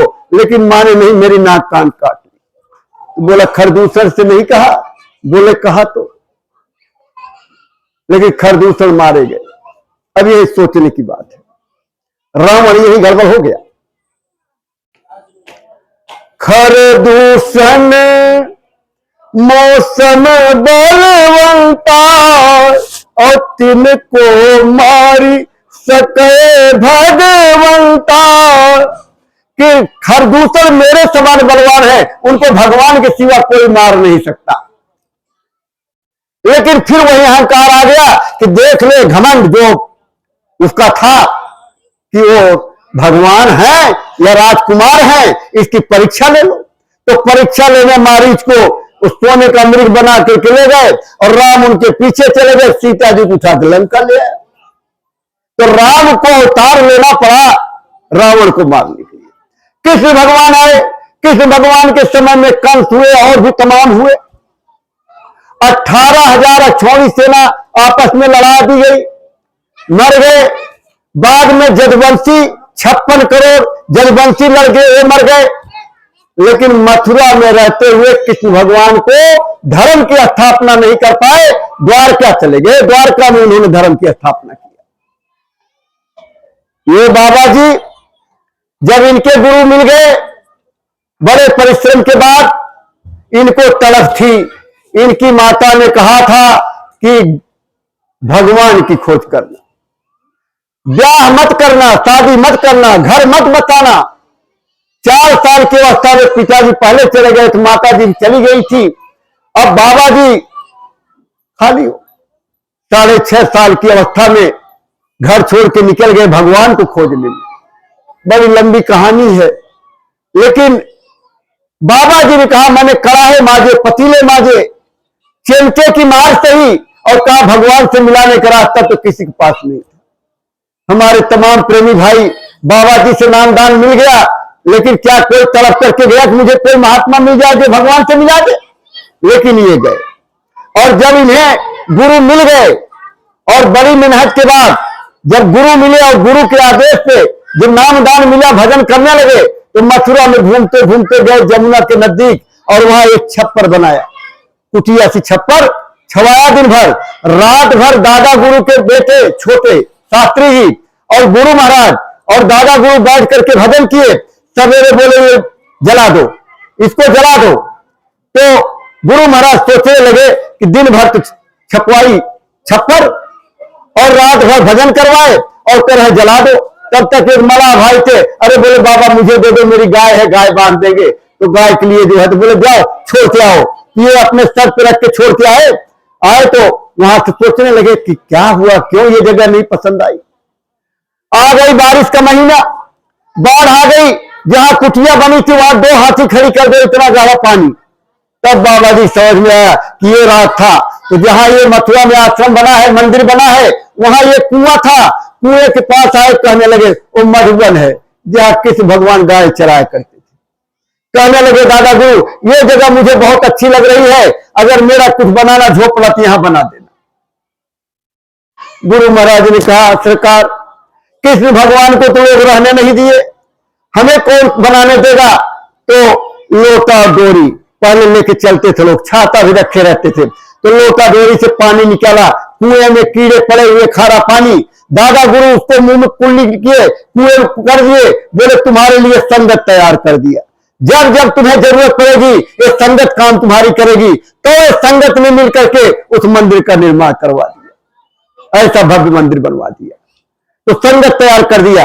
वही कृष्ण भगवान जब उनका जाने का समय हो गया और कहने लगे मैं अब जा रहा हूं, तो उधर कहने लगे मुझे भी ले चलिए। तो कहने लगे तुम्हें नहीं ले जा सकता, तुम्हें नहीं ले जा सकता। मेरे धाम जानना है तो जो करना पड़ेगा। बोले आपने पहले बताया नहीं, बोले आपने पहले पूछा नहीं। पांडव आ गए, पांडव बोले मुझे ले चलो, बोले तुम्हें भी नहीं ले जा सकता। बोले हम लोग क्या करें, बोले चले जाओ उत्तराखंड और वहां महात्मा मिलेंगे, संत मिलेंगे, रास्ता लेकर के भजन करना, अपने घर चले जाना। भागवत में बड़ा साफ लिखा है, मैं नहीं बोल रहा इस बात को, भागवत में है। पांडव चले गए, बर्फ की नदी में गल गए, मर गए, नरक में चले गए। कृष्ण भगवान के रहते रहते उनके सामने नरक में चले गए, तो आप कहते हो कृष्ण को पूजेंगे तो कृष्ण मिल जाएंगे, देवी को पूजेंगे तो देवी मिल जाएंगी। फिर कृष्ण भगवान बंसी बजा रहे थे, बहेलिया ने बाण मारा और गिर गए। भागा बहेलिया आया, बोले अरे आपकी हत्या कर दिया। बोले हत्या नहीं किया, बदला ले लिया। बोले बदला कौन सा, बोले रामावतार में मैं राम था और तुम बाली थे, तुम्हें मैंने ओटक से मारा था। आज वही बाली तुम बहेलिया हो और मैं कृष्ण हूं, तुमने मुझे मार दिया, हमारा तुम्हारा अदला बदला बराबर हो गया। अरे प्रेमी भाई बहनों, मारोगे मारे जाओगे, काटोगे काटे जाओगे, जो करोगे उसका बदला आपको चुकाना पड़ेगा, समय आने पर आपको देना पड़ेगा। इसलिए ये देखो माया का देश है। अब माया के देश में माया कब पटकनी लगा दे कोई पता नहीं लगता। कृष्ण भगवान ने एक बार अर्जुन से कहा, अर्जुन ये देखो माया की नगरी है और माया बड़े बड़े को चटका देती है। अरे कहने लगे आपके रहते क्या हो सकता है, बोले तो समय बताएगा। चले गए, एक दिन घूमते घूमते एक तालाब था, कृष्ण भगवान ने कहा अर्जुन से, अरे अर्जुन थोड़ा स्नान कर लो। स्नान करने के लिए पानी में चले गए। जैसे डुबकी लगा के निकले तो मैं वहां रथ और मैं कृष्ण। अब बेचारे कृष्ण कृष्ण चिल्लाते चिल्लाते निकले, वहां जाते जाते वहां गांव पड़ गया, अंधेरा हो गया। अब कृष्ण कहीं मिले नहीं, अंधेरा हो गया। वहां चल रहा था राम का महाभारत का नाटक। नाटक में आया मैं अर्जुन हूं, तब तक वो खड़े हो गए, अरे बोले भाई अर्जुन तो मैं हूं। ये बोले कौन है भाई, बैठ जा बैठ जा। अरे बोले मैं अर्जुन हूं। अरे बोले अर्जुन कहां, द्वापर में अर्जुन था, यहां अर्जुन आ गया, जा बैठ जा भाई। अरे परदेसी लगता बेचारा, बैठ जा। बैठ गया, नाटक खत्म हो गया। बोला हाँ भाई परदेसी क्या बात है, बोले अरे भाई हम तो कृष्ण को ढूंढ रहे हैं। बोले पगला गया है, इसको पता नहीं कुछ, भूख लगी है। बोले भूख तो बहुत लगी है। बोले अच्छा खाना खा, फिर सवेरे बात करेंगे। खाना वाना खिला दिए। सवेरे जिम्मेदार की लड़की थी, उन्होंने कहा भाई पहलवानों का दंगल लगेगा, जो पहलवान जीतेगा उसके साथ अपनी लड़की की शादी करूंगा और आधी जमीन भी दे दूंगा। एक ही लड़की थी उनके, तो वो चला गया दंगल में। अब दंगल में पहलवान घुमाया जा रहा है, उसका कोई जोड़ीदारी न मिले, तो बगल में बैठा था कोई, तो कहने लगे अरे मैं लड़ जाऊं क्या। तो देखो अभी हमारे भाई लोग हैं, बहनें तो नहीं जाती दंगल वगल देखने, पहले खूब दंगल चलते थे। तो कितना जब पहलवान की जोड़ी मिल जाती है तो कितनी ताली बजती है था। तो जब कहा अरे जाओ जाओ भाई जाओ, गए अर्जुन हाथ मिलाए और पर भाजक पारस बदल कड़ाक से पटक दिया। अरे भाई ताली बज गई, अरे परदेसी जीत गया, परदेसी जीत गया। अब भाई जिम्मेदार ने परदेसी की शादी कर दी, जमीन जायदाद दे दिया, एक घर दे दिया रहने के लिए। अब रहने लगे। अब जानते हो शादी हो गई तो क्या होगा, बच्चे होंगे। अब बच्चे हो गए, हर साल बच्चे। अब थोड़ा ही दो हम दो हमारे वाला मामला नहीं, जितने बच्चे उतनी ताकत। तब ये होता था 10 हो 15 हो, तब होता रहता था। और वही 10-15 को बाप पढ़ा लिखा करके सबको कुछ कुछ बना देता था, और वही 10-15 मिल करके आज सब कमा रहे हैं, फिर भी घर में नहीं अट रहा है। एक बाप माँ को रोटी नहीं खिला पा रहे। ये दशा क्यों हो गई भाई, क्योंकि हमारा रहन सहन, हमारा खान पान, हमारा संस्कार खत्म हो गया, हमको संस्कार विहीन बना दिया गया। इसलिए माता पिता की तकलीफ पड़ गई। 5-6 बच्चे हो गए अर्जुन के। साल में मेला लगता था गांव में, मेला देखने के लिए लोग जाते थे, यही एक साधन था मनोरंजन का। मेले में हर तरह की दुकानें लगा करती थी, खिलौने और खिलाड़ी भी होते थे। कहीं देखो भेड़ा लड़ा जा रहा है, कहीं कबूतर और मुर्गा लड़ा जा रहा है, कहीं कुछ तरह तरह का मेले में तो मनोरंजन भी करते थे लोग, सब सामान भी जरूरत की खरीद लेते थे। तो मेला देखने के लिए चले गए। वहां भी एक मंदिर था, एक तालाब था, कि यहाँ मान्यता थी कि यहाँ नहा करके पूजा करो तो आपकी मनोकामना पूरी होती है।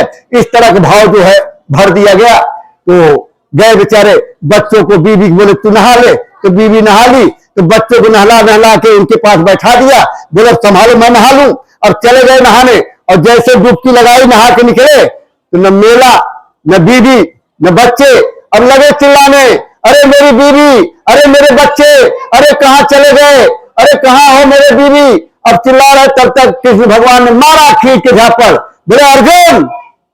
अर्जुन बोले अरे मेरी बीवी, अरे बोले बीवी नहीं तो माया थी, माया, वो माया चली गई, मैं कृष्ण। तो बोले बच्चे कहां गए, बोले सब माया था। तो माया कितनी बड़ी पटकनी होती प्रेमी भाई बहनों, कि माया किसी को पटकनी लगा देती है। इसलिए बड़ा ध्यान रखा करिए, आपके घर गृहस्थी में भी ऐसे घूमते रहते हैं और ऐसे लड़ा देते हैं, पति पत्नी की लड़ाई, पड़ोसी पड़ोसी की लड़ाई, ये सब देवता है।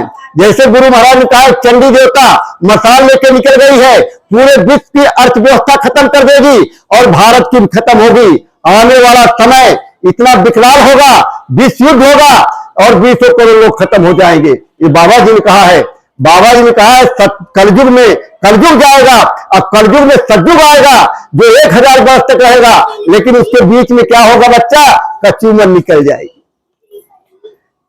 दोनों की टक्कर में ये क्या कहा था कबीर साहब ने, कबीर साहब ने कहा था चलती चाकी देख के दिया कबीरा रोए और दो पाटन के बीच में साबत बचे न कोई। अब हम प्राइमरी में पढ़ते थे तो दोहा पढ़ा, अर्थ नहीं समझता था, लेकिन जब गुरु महाराज मिले तो गुरु महाराज ने कहा दो पाटा क्या है, ये कलयुग और सतयुग। कलयुग जाने लगेगा, सतयुग आने लगेगा। कलयुग मांगेगा अपना हिसाब, सतयुग बर्दाश्त नहीं करेगा। यही दोनों की होगी टक्कर और 20 करोड़ लोग साफ हो जाएंगे, 20 करोड़ मर जाएंगे। घर में पति पत्नी सो रहे होंगे, सुबह पता नहीं होगा पत्नी कहां गई पति कहां गए। ऐसा परिवर्तन ऐसा होगा। लेकिन एक बात बताओ, यहां आप लोग सत्संग के लिए आए हैं, हमारे उर्मिला जी महेश जी यहां सफाई किए, पंडाल लगवाए, आप बैठ करके सुन रहे हैं। कोई शादी है, ब्याह पड़ता है तो कितना सफाई सुथरा किया जाता है, तो क्या सब जो कचरा में आ जाएगा, इसकी भी सफाई होगी। और सफाई ऐसी होगी कि बाबा जी ने कहा ये बड़े बड़े शहर समुद्र के किनारे ये मछलियां अमलेट हो जाएंगे, वहां पता ही नहीं होगा कि यहां कभी शहर भी रहा होगा। ये समझ लिए वो भी दिन आएगा। समय इतना खराब है, अभी तो कोरोना आया था, कोरोना से लोग हड़बड़ा गए, अरे कोरोना के बाद आएगी करोनी, करोनी के बाद आएगी उसके बच्चे, फिर आएंगे नाती पोते, ऐसी ऐसी बीमारी डॉक्टर छोड़ छोड़ करके भाग जाएंगे, कोई दवाई देने वाला नहीं होगा। तब बाबा जी कहते थे 1 रुपए की दवाई 100 रुपए में, वो भी फायदा नहीं करेगी, डॉक्टर को दोबारा डॉक्टरी पढ़नी पड़ेगी। अभी क्या सोचते हैं, कोरोना चला गया तो सब ठीक हो गया। सूरदास जी ने सूर सागर में लिखा, रे मन धीरज क्यों न धरे, संवत 2000 के ऊपर ऐसे जोग पड़े, पूरब पश्चिम उत्तर दक्षिण चहुदिश काल फिरे, अकाल मृत्यु जन्माही, प्रजा बहुत मरे और काल व्याल से वही बचे जो सतगुरु ध्यान धरे। सहस्त्र वर्ष लग सतयुग जाके पुख्ती बेल फरे, सूरदास ये हर की लीला तारे ना करे, रे मन धीरज क्यों न। बड़ा साफ लिखा। गुरु नानक देव ने कहा राज करेगा खालसा आकी बचे न कोई। आकी माने दुराचारी, राज करेगा खालसा, खालसा माने सरदार जी नहीं, खालसा माने खालिस लोग, अच्छे लोग, चरित्रवान लोग राज करेंगे और दुराचारियों का विनाश हो जाएगा। मोहम्मद साहब देखिए, माफ करिएगा जरा ध्यान से सुनिए, जब राम नहीं आए थे, त्रेता में आए राम, राम नहीं आए थे तो कोई राम राम नहीं करता था। द्वापर में कृष्ण आए, जब कृष्ण नहीं आए थे तो कोई कृष्ण राधा कृष्ण भी नहीं करता था। 2000 वर्ष पहले मोहम्मद साहब नहीं आए थे तो कोई भी मुसलमान नहीं था। 1600 वर्ष पहले ईसा मसीह नहीं आए थे, कोई क्रिश्चियन नहीं था, तब भी तो कोई रहा होगा, तब भी कोई था। जब इस्लाम कायम हो गया, मोहम्मद साहब कहने लगे इस्लाम तो कायम हो गया, रोने लगे। हदीस में लिखा है, मैं कोई नहीं करा हूं, आप कोई समझदार मुसलमान भाई हदीस का जाता होगा तो जाके पूछिएगा। उन्हें रोने लगे तो लोगों ने कहा अब तो इस्लाम कायम हो गया, आप क्यों रो रहे हैं? कहने लगे मैं आने वाली कयामत को देख करके रो रहा हूं। पूछे कि कयामत आएगी तो पहचान क्या होगी? अब पहचान समझ लीजिए। मोहम्मद साहब ने हदीस में लिखा है कि ज्यादातर सड़कें काली हो जाएंगी, बुलंद इमारतें होगी, भोंडे गाने होंगे, नंगे डांस होंगे औरतें केस खोल कर चलेंगी, सुन लेना ध्यान से। आज बाल खोल के न चले तो स्मार्टी में कहलाए, बाल खोल चले तो स्मार्टपना आती है।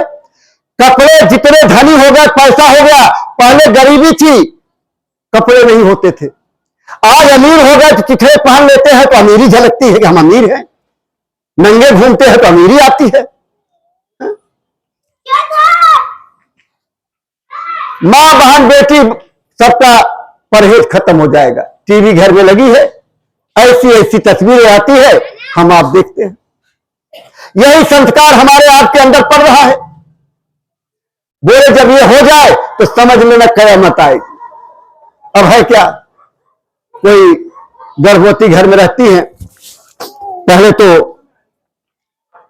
घर का कामकाज करती थी, अब तो गांव में भी बड़ी आलसी हो गई है। माफ करना बहने, गांव में भी डॉक्टर के पास चली गई। पहले चक्की चलती थी, सवेरे उठ करके मूसल चलता था, शरीर में ताकत रहती थी, दुनिया भर के काम करती थी। अब काम धाम बंद। अब तो घर में भी कोई माहिर मिल जाए बर्तन मांजने वाली, घर में तो बहुत बढ़िया है। अरे सुनो जी, कोई आदमी रख लो, ये हमसे नहीं होता है सबका। तो जब गर्भवती हो गई तो डॉक्टर पास, डॉक्टर ने कह दिया रेस्ट करो, रेस्ट। अब बेचारी कमरे में रेस्ट कर रही है, टीवी लगा हुआ है, रेस्ट करके करेगी क्या। अरे पहले गीता पढ़ती थी, रामायण पढ़ती थी, अच्छी अच्छी कहानियां धार्मिक सुनती थी, तब ऐसे ऐसे संस्कार पढ़ते थे। अभिमन्यु को तो गर्भ में संस्कार वो चक्रव्यूह तोड़ने का पड़ गया था। अब वो संस्कार कहां से आए, जब टीवी चल रही है ये भी ठीक नहीं, ये भी ठीक नहीं, ये भी ठीक नहीं, तो सब ठीक नहीं तो ठीक क्या है, उसे टिप टिप टिप। और जब बच्चा पैदा हुआ और जरा चलने लगा, उधर टीवी चली, तब तक बच्चा लगा ठुमका लगाने, बोले हीरो बनेगा हीरो है। और जब बच्चा पढ़ लिख करके बड़ा हो गया और कहा माँ बाप को अलग देखो, एक पैसा डूब रही, बीवी आ गई लेके चला गया परदेश, यही अपना भुगतो जो भुगत रही हो, तुमने पैदा क्यों किया था मुझे, जो है अपना भुगतो। तो कहे हीरो नहीं, जीरो हो गया, जीरो हो गया। अरे प्रेमी भाई बहनों, संस्कार घर में पड़ता है। जैसा बीज बोओगे वैसे ही तो काटोगे। बोया बीज बबूर का तो आम कहां से खाए। अच्छे संस्कार नहीं दोगे, बढ़िया स्कूल में पढ़ाया, बढ़िया कलेक्टर बन जाएगा मेरा बेटा, IAS IPS बन जाएगा मेरा बेटा, लेकिन जा करके देखो दिल्ली के इंडिया गेट के पास बड़ी बड़ी कॉलोनियां अफसरों की है, लेकिन अगर बाप पहुंच जाता है तो सर्वेंट क्वार्टर में रखा जाता है। यह संस्कार है। आपने पैंट कोट पहना करके बेटे को पढ़ा दिया तो धोती कुर्ते वाले बाप को शर्म लगने लगी उसको अपने दोस्तों के सामने कि ये मेरा बाप है। क्यों हुआ इस हमारे देश का, हमारे समाज का ऐसा क्यों हाल हो गया, क्योंकि हमने संस्कार ही सब बिगाड़ दिया। आज बच्चे पैर छूते हैं तो पांव लागने के लिए ऐसे लटकाते हैं कि घुटने तक पैर पहुंचता, नीचे तक पहुंचते नहीं है। अब जिसके छुए जाते हो बड़ी खुशी की बात है, बड़े भाग्यशाली माता पिता हैं जिनके बच्चे उनको संस्कार करते हैं। देखिए आपके कर्मों का लेखा जोखा तो आपको भोगना पड़ेगा। एक राजा सोचने लगा कि एक ही समय में तमाम लोग पैदा होते हैं, अब मैं राजा बन गया, लोग भिखारी हो जाते हैं, गरीब हो जाते हैं। इसकी खोज करने के लिए आखिर में ऐसा क्यों है कि एक ही समय पैदा हुआ है, हो सकता है एक ही नाम का हो, और एक राजा बन गया और एक जो है भिखारी बन गया। तो चले गए एक महात्मा के पास, तो महात्मा जी ने कहा कि इधर आगे चले जाओ जंगल में, जंगल में इसका उत्तर मिलेगा। तो जंगल में चले गए तो एक आदमी अंगारे, आग के अंगारे खा रहा। उसने बोला कि मेरा प्रश्न है कि भाई एक ही नाम का आदमी एक ही समय में पैदा होता है, एक राजा बन जाता है, भिखारी बन जाता है। बोला देख लिया, मैं भूखा हूं, मैं खा रहा हूं, वही अंगारे उठाए खा जाए, अंगारे उठाए जाए आगे, इसका जवाब तुझे आगे मिलेगा। बेचारा जवाब चाहिए था, चला गया आगे। आगे गया दूसरा अपना मांस की नोच नोच के खा रहा, मांस को नोच नोच के खा रहा। अब खा रहा तो उससे भी प्रश्न किया कि भाई एक ही समय में जब एक ही लोग पैदा होते हैं, एक राजा बन गया, एक भिखारी बन गया। बोला देख नहीं जा, मैं भूखा हूं, मैं खाना खा रहा हूं, चला गया नीचे पहाड़ी गांव में, वहां अभी एक बच्चा पैदा होगा और वो बच्चा इसका जवाब देगा। भागे बेचारे वहां से, वहां गए गांव में, कहा भाई किसी के यहां बच्चा पैदा होगा।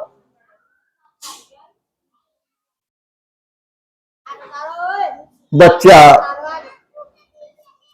जब होना होता है तो सबको पता होता है, मैं एक सुना के इस बच्चे के बारे में फिर इस कहानी को पूरा करूंगा।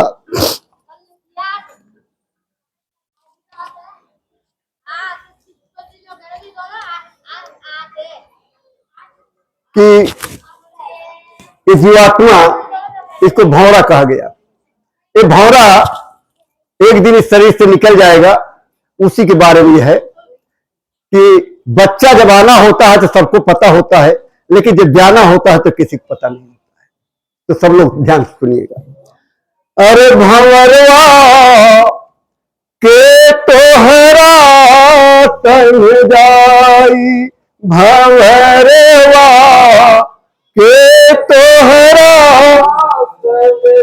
आई, भंवरवा के तोहरा संग जाई, भंवरवा के तोहरा संग जाई, के तोहरा संग जाई, के तोहरा संग जाई, भंवरवा के तोहरा संग जाई, भंवरवा के तोहरा संग जाई। वही के बेरिया जिसके लिए मैंने सुनाया है, वही के बेरिया सब कोई जाने, वही के बेरिया सब कोई जाने, आवे के बेरिया सब कोई जाने,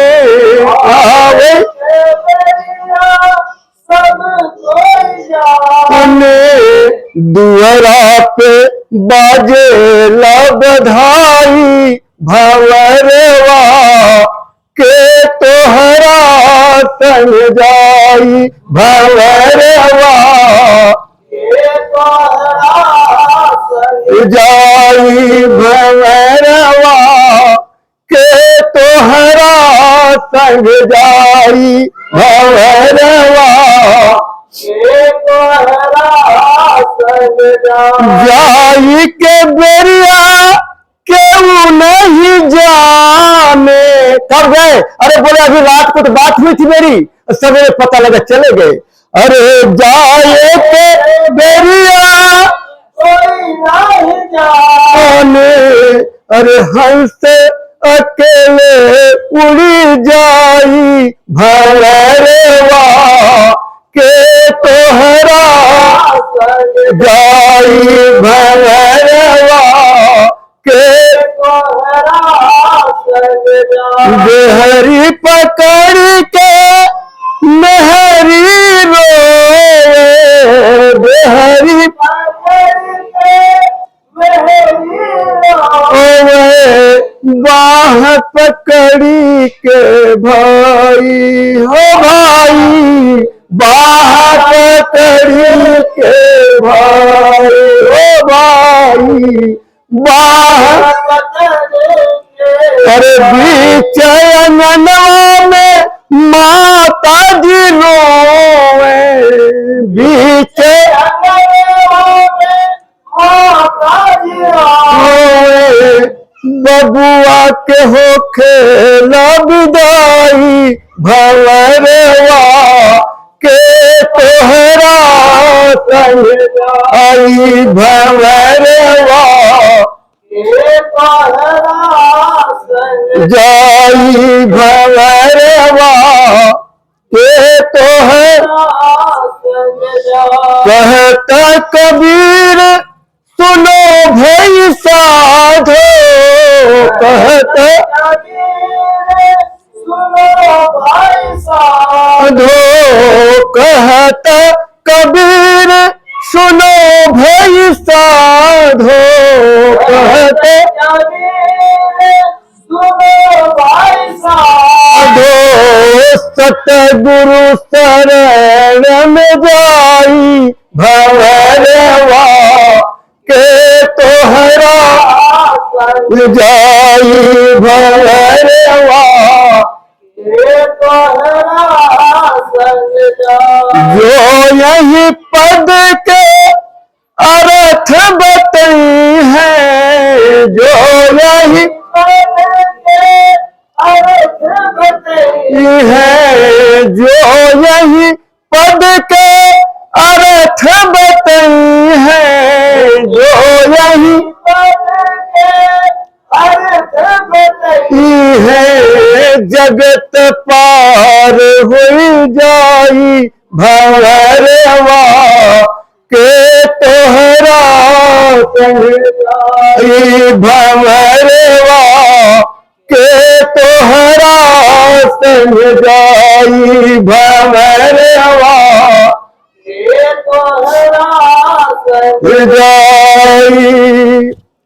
चले गए गांव में तो पैदा किसके घर बच्चा होना है तो पता लग गया फलाने के घर में बच्चा होगा, तो चले गए कहने लगे भाई आपके घर में बच्चा पैदा होगा।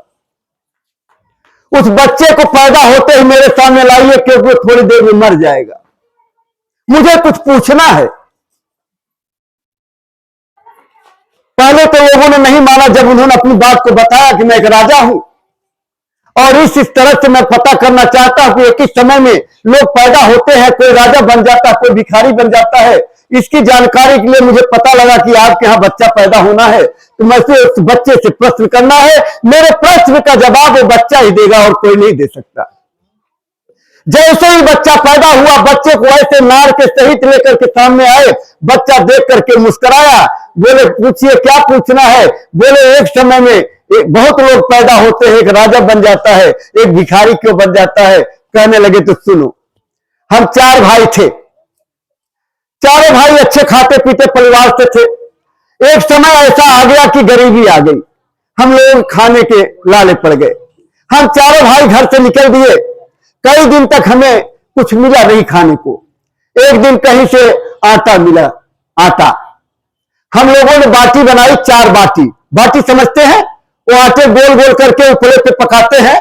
हमारे यूपी में तो बहुत बनता है, हो सकता है आपके यहां भी बनता हो, कुछ और बोलते होंगे, अलग बात है। वो आटे को गोल गोल बना करके और उपले के खंडे में पकाया जाता है। तो बाटी बनाया और बाटी बना करके चारों भाई एक एक बांट लिए, और जब खाने बैठे तब तक एक आदमी आ गया, कहने लगा भाई 7 दिन से भूखा हूं। बोले पहले भाई से बोला कि 7 दिन से भूखा हूं। बोले मैं तुझे दे दूं तो क्या मैं आग खाऊं? आग? जो पहला भाई मिला था आग खा रहा था, वो अपना भाई था और उसने नहीं दिया। जब दूसरे के पास गया, उसने बोला तुझे दे दूं तो क्या अपनी मांस खाऊं? जब मेरे पास आया, मैंने क्या तुझे दे दूं तो क्या मैं मर जाऊं? और जब आपके पास गया तो आपने अपनी आधी बाटी से निकाल करके उसको दे दिया और आधी बाटी से संतुष्ट हुए, इसलिए आप राजा बन गए और इससे कहते हो बच्चा मर गया। अरे प्रेमी भाई बहनों, आपके अच्छे बुरे कर्म आपको भोगने पड़ते हैं। अगर आपके बुरे से बुरे कर्म हो, अगर सतगुरु की सेवा मिल जाए, आपको रास्ता मिल जाए और उनके आदेश का पालन करने लगो, तो आपकी फांसी टल जाएगी। मैं दिल्ली कहानी बताऊं या एक अलग से कहानी? मैं दिल्ली की पहले सुना देता हूं। एक प्रेमी भाई अपना पुलिस में नौकरी करता था,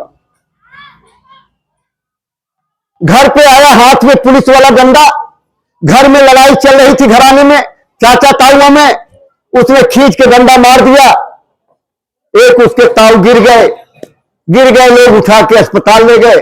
2 दिन बाद मर गए तो उसको अरेस्ट कर लिया, नौकरी चली गई, जमानत तो हो गया, केस चल रहा था। अब उसकी जवानी सुनिए। जब गुरु महाराज के बड़े बड़े 3 कार्यक्रम उस समय हुआ करते थे मथुरा में।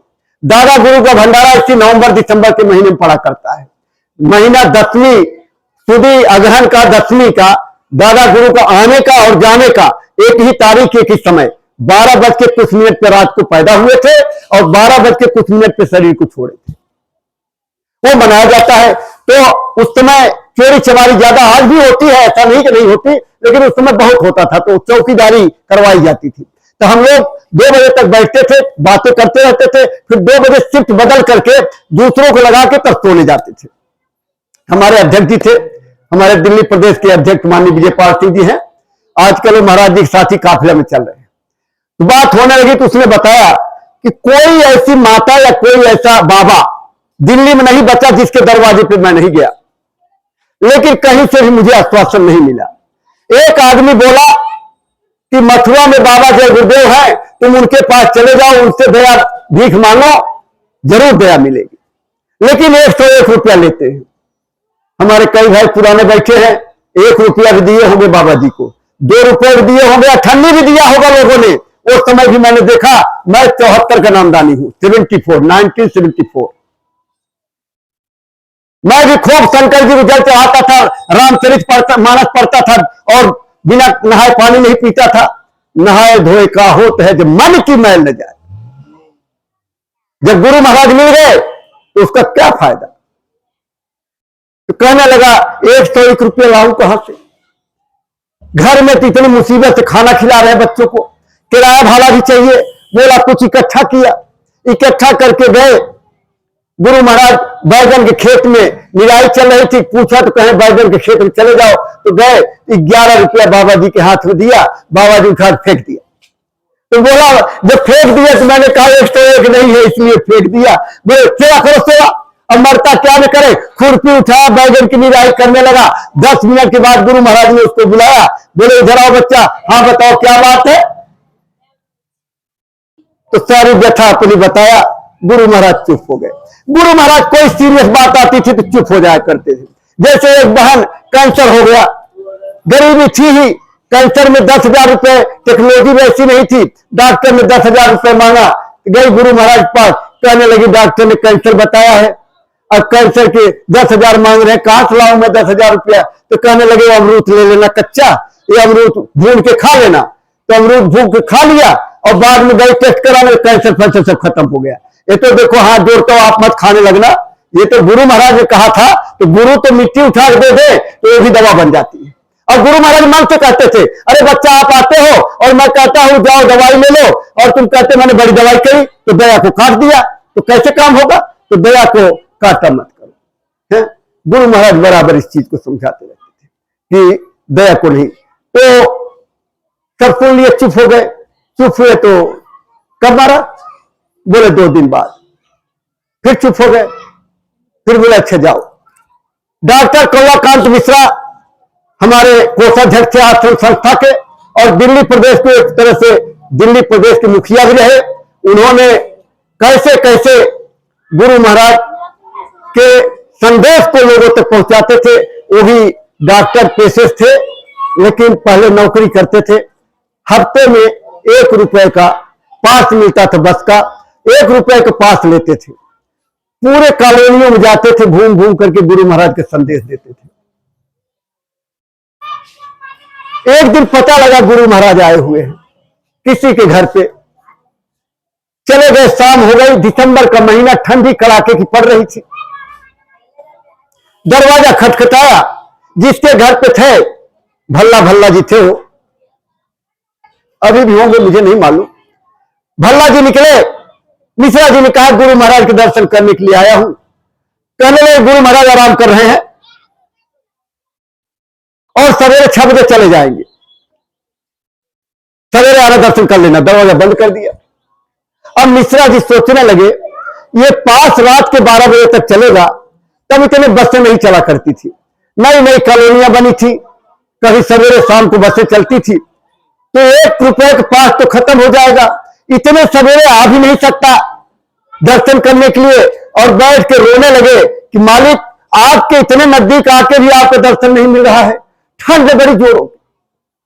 अब देखिए दया, उधर वो रो रहे हैं। अरे गुरु के लिए अगर आपने आंसू बहा दिया तो गुरु आपके ऊपर दया की बरसात कर देगा। इसके बाद गुरु महाराज ने आवाज लगाई, अरे भल्ला, ओ भल्ला। भल्ला ऊपर से, बाबा जी नीचे, भागे भागे आए। जी सरकार। अरे बोले आप तो गर्मी बहुत है, आप तो गर्मी बहुत है, दरवाजा खोलो, गर्मी बहुत है। दरवाजा खुलवा दिया और बाहर गए। देखे मिश्रा जी बैठे। अरे बच्चा तुम ही है, ले गए अंदर, अंदर ले गए। रात भर मिश्रा जी के पैर दबाते रहे। तो क्या मिश्रा जी को खाली छोड़ दिए होंगे। हम लोग गाना गाते हैं, प्रार्थना करते हैं कि भक्ति करत छूटे मेरे प्राण, गुरु जी यही मांगू सदा। और भक्ति करने का नंबर आ जाता है तो घर छोड़ने को राजी नहीं। घर नहीं छोड़ सकते हो और प्राण छोड़ने को तैयार हो। डॉक्टर मिश्रा जी भक्ति करत छुटे मेरे प्राण का मिसाल कायम किया कि भक्ति अपने घर को नहीं देखा, उन्होंने जीवन पर्यंत सेवा में लगे रहे। और जब पूरा बिहार और यूपी घूम करके आए और ड्राइवर से बोले खितौरा, गुरु महाराज का जन्मभूमि खितौरा इटावा जिला में है और कर्म भूमि मथुरा, 60 बरस तक कर्म भूमि में अपना काम किया गुरु महाराज ने। बोले चलो खितौरा चलेंगे। तो उसने कहा आपकी तबीयत ठीक नहीं है, घर फोन कर दिया उनके घर से, उनके बच्चे आए ले गए अस्पताल और अस्पताल में कहने लगे चलो दवाई कराएंगे। मिश्रा जी ने कहा क्यों ले आए मुझे अस्पताल, मुझे अस्पताल जाने की जरूरत नहीं है। लेकिन डॉक्टर जो लोग थे स्टेशन पर डाल के लिफ्ट में करे, बोले तुम लोग मानोगे नहीं, और बोला जय गुरुदेव, चले गए। आधे घंटे में शरीर छोड़ दिया। अरे प्रेमी भाई बहनों, ये होता है समय का, गुरु का जो संभाल करने का। और जो वो लड़के का मिश्रा जी मिले, काफिला गुरु महाराज के जा रहा था। मिश्रा जी बोले जा तू 5,000 रुपए सेवा दे दे और तेरा काम हो जाएगा। अब 5,000 कैसे कैसे करके उसके भी दिल में आ गई, दया होनी थी। 5,000 रुपए काफिले में दे दिया। इसके बाद जिस दिन उसकी फैसला होना था कोर्ट में, रिश्तेदार दोस्त यार बोले यार, तो उसके वकील ने कह दिया था तुम्हें फांसी होगी या तो आजीवन कारावास होगा। सब गए मिलने के लिए, आज पता नहीं क्या सजा मिलेगी, फांसी की मिलेगी, आजीवन कारावास की मिलेगा। अरे प्रेमी भाई बहनों, जब जज आया और फैसला सुनाने लगा और बाइज्जत उसको बरी कर दिया, और ये नाम है इंसान का नहीं, ये नाम नहीं इंसान का, ये नाम है भगवान का। ये है, ये महात्मा होते हैं, इनको महात्मा कहते हैं, जो अपने हाथ में लेकर के चलते हैं, वहां काल का दाव नहीं चलता है। ऐसे तमाम बातें हैं जो आपके सामने रख सकता हूं, लेकिन मोटी मोटी बात आप समझ लें। देखो, जय गुरुदेव आश्रम मथुरा में बाबा जय गुरुदेव जी महाराज ने 60 वर्ष तक पूरे भारत में घूम घूम करके लोगों को समझाया और बताया, और मंदिर बनाया और कहा बच्चे इस मंदिर में आते जाते रहना, बरकत मिलेगी। 25 दिसंबर 2001 से गुरु महाराज ने ढिढोरा पीट दिया कि जीता जागता देवता मेरे गुरु महाराज बैठे हैं। देखो, इस संसार में तमाम संत आए, तमाम महात्मा आए, लेकिन बाबा जय गुरुदेव की तरह कोई महात्मा नहीं रहा। बाबा जी ने कहा कि बच्चा मैं जिसको नाम दान दिया है उसकी संभाल करूंगा, ये मेरी गारंटी है। अगर कोई मेरा हाथ झटक कर चला जाएगा तो उसका मैं क्या करूंगा। ये अच्छी तरह से बात को समझ लीजिए। गुरु महाराज ने कहा यहां जीता जागता देवता बरकत बांट रहा है, आप आइए, अपनी बुराई को चढ़ा दीजिए, अपनी बुराई को छोड़ दीजिए, एक बुराई छोड़ो, एक मनोकामना पूरी कर लो। लेकिन मैं विनती करता हूं, ये मत करो बुराई करते रहो जाके छोड़ते रहो, ऐसे काम मत करना। कब तक करते रहोगे, कब तक बर्दाश्त करेंगे। गुरु महाराज कहने लगे आज समझाने का समय है, आज मैं समझा रहा हूं, और जिस दिन परीक्षा की घड़ी आ जाएगी मैं भी मुंह फेर लूंगा और आप पूछते रहोगे, फिर मैं कुछ कहने वाला नहीं हूं, फिर दया नहीं मिलेगी। अभी जो कह रहा हूं तो 3 काम कहा, 3 काम कहा गुरु महाराज ने, सत्संग, सेवा और भजन। सत्संग सुनोगे तो आपका भाव बनेगा, जब भाव बनेगा तभी आप सेवा करेंगे। क्या पैसों की सेवा की बात नहीं है, धन की बात नहीं है, बात है तन की भी। तन की सेवा सबसे महत्वपूर्ण होती है। तो तन की सेवा और मन की सेवा, और जब भाव बनेगा सेवा करोगे तब कहीं भजन बनेगा। और एक बात बड़े ध्यान से सुन लीजिए, बाबा जी ने कहा था कि अरे बच्चा अभी क्या देख रहे हो, आगे बहुत जय गुरुदेव हो जाएंगे। तो आज जय गुरुदेव की बाजार लग गई है, माफ करिएगा, बहुत जय गुरुदेव है, 10 जय गुरुदेव है जो जय गुरुदेव नाम झंडा लगा करके जय गुरुदेव का प्रचार भी करते हैं। और बाबा जी ने कहा मेरे शाकाहारी के प्रचार जन जन तक पहुंचा दो। लेकिन मैं आपसे कहना चाहता हूं, आपसे विनती करना चाहता हूं कि आप गुरु महाराज के प्रेमी हो, गुरु महाराज को मानते हो। गुरु महाराज ने आपको आदेश नहीं दिया, कहा मथुरा आते जाते रहना, यहां बरकत मिलेगी। आपसे हाथ जोड़ करके विनती है, मथुरा आपका गुरुद्वारा है। अरे लड़काना साहब पाकिस्तान में है, लेकिन तमाम दुनिया से लोग आते हैं, हमारे सरदार भाई, और मत्था टेकने जाते हैं अपने गुरुद्वारे। वहां जन्म स्थान जहां लड़काना में, तो अपना कर्म भूमि तो मथुरा और जन्म भूमि खितौरा। और खितौरा में ऐसे मंदिर का बन के निर्माण हो गया है कि बाबा जी ने रहते हुए शुरू कर दिया था। अब ऐसा मंदिर कि आपको देख करके देखेंगे, ऐसा भव्य मंदिर। और वहां बाबा जी ने कहा कि 10 करोड़ लोग इकट्ठा होंगे। लिख लीजिए, अपनी अपनी डायरी में लिख लो, बाबा जी ने कहा 10 करोड़ लोग इकट्ठा होंगे, परिवर्तन होगा, चौथी जंग होगी, और ऐसी जगह होगी जहां कोई शहर नहीं होगा, कोई तीर्थ नहीं होगा, कुछ नहीं होगा, वहां होगा, लेकिन खिचौड़ा के लिए कहा 10,000 लोग, 10 करोड़ लोग इकट्ठा होंगे। आपको सोचना चाहिए, विचार करना चाहिए इस चीज पे कि दादा गुरु थे, दादा गुरु का पूजन करवाते थे गुरु महाराज। गुरु महाराज को जब नाम दान देने का आदेश दिया दादा गुरु ने, तो गुरु महाराज ने कहा मेरे बस का काम नहीं है। नाम दान देना इतना सरल काम नहीं है, नाम दान मैं नहीं दूंगा। दादा गुरु ने कहा मैं शरीर में आ नहीं सकता, क्योंकि साधना बन जाती है तो अंदर से बात होने लगती है, जीवात्मा की जीवात्मा से डायरेक्ट चेतन शक्ति, चेतन से बात होती है। और उन्होंने कहा कि तुम दोगे नहीं, मैं आ नहीं सकता, इन जीवों का क्या होगा? तो कहने लगे मेरी एक प्रार्थना है, नाम दान तो मैं दूंगा लेकिन संभाल आपको करनी पड़ेगी। तब दादा गुरु ने कहा ठीक है नाम दान दो, मैं संभाल करूंगा। 10 जुलाई 1952 अर्दली बाजार बनारस से गुरु महाराज ने एक आदमी बैठा करके संतक सुनाया और संदेश दिया, फिर नाम दान देना शुरू किया। वहीं से अभियान शुरू हुआ तो 60 वर्ष तक करते ही रहे, कभी चैन से नहीं रहे। लेकिन लास्ट में 10 मार्च 1912 होली के कार्यक्रम में गुरु महाराज अस्वस्थ थे, आए, थोड़ा सा सत्संग दिए, लेट गए। लेट करके गुरु महाराज ने फिर उठे, बोले कितने लोग नाम दान लेने के लिए आए हो? तो बड़े हाथ उठ गए। तो गुरु महाराज ने कहा इनको दे दिया, इन्होंने तो कुछ किया नहीं, तुमको दे दूंगा, तुम कुछ करोगे? तो सबने कहा हाँ करेंगे। तो बोले आगे से ये नामदान और ये सत्संग नहीं मिलेगा।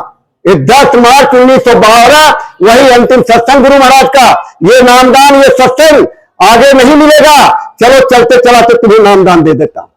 वही अंतिम नामदान गुरु महाराज दे दिए कि ये नामदान नहीं मिलेगा, और कहके मई में 18 मई 2012 को ये भौतिक शरीर को छोड़ दिया। 5 साल से गुरु महाराज कहते रहे मेरे पास समय नहीं है, मेरा शरीर जर्जर हो गया है, मैं बुढ़ा हो गया हूं, मुझे भी जाना है, जिस दिन बुलावा हो जाएगा मैं चला जाऊंगा, मैंने अपना सारा काम कर दिया है, अब मुझे कुछ करने की जरूरत नहीं है, अपना अपना सब करेंगे। ये कह करके गुरु महाराज का शरीर पूरा हो गया। आज जय गुरुदेव आश्रम मथुरा, जय गुरुदेव धर्म प्रचारक संस्था का जो पूज्य पंकज जी महाराज हैं, अभी जगह जगह काफिला लेके निकले थे, अभी 108 दिन का काफिला लेकर के निकले और इतना जन जागरण, और वहां से दादा गुरु को भंडारा करने के लिए वापिस आए। इसके बाद 24 तारीख को दिसंबर में भंडारा का समापन, और 26 को 82 दिन का काफिला छत्तीसगढ़, उड़ीसा, पश्चिम बंगाल और झारखंड और आपका कुछ बिहार, छपरा जिले का और पटना, और इसके बाद बलिया, और बलिया से इधर होते हुए और कन्नौज होते हुए फिर होली तक। 17 तारीख को होली का कार्यक्रम जो आपका 24 से और 26 तारीख और 23 तारीख को जो मुक्ति दिवस का कार्यक्रम, गुरु महाराज का मुक्ति दिवस का जो हम लोग मनाते हैं। आप लोगों को मालूम है कि गुरु महाराज ने इमरजेंसी में गर्भपात और निरोध और नसबंदी का विरोध किया था, उसकी वजह से गुरु महाराज को जेल में डाल दिया था और 21 महीने गुरु महाराज जेल में रहे थे। 23 मार्च 1977 को गुरु महाराज जेल से 3 बजे बाहर आए थे।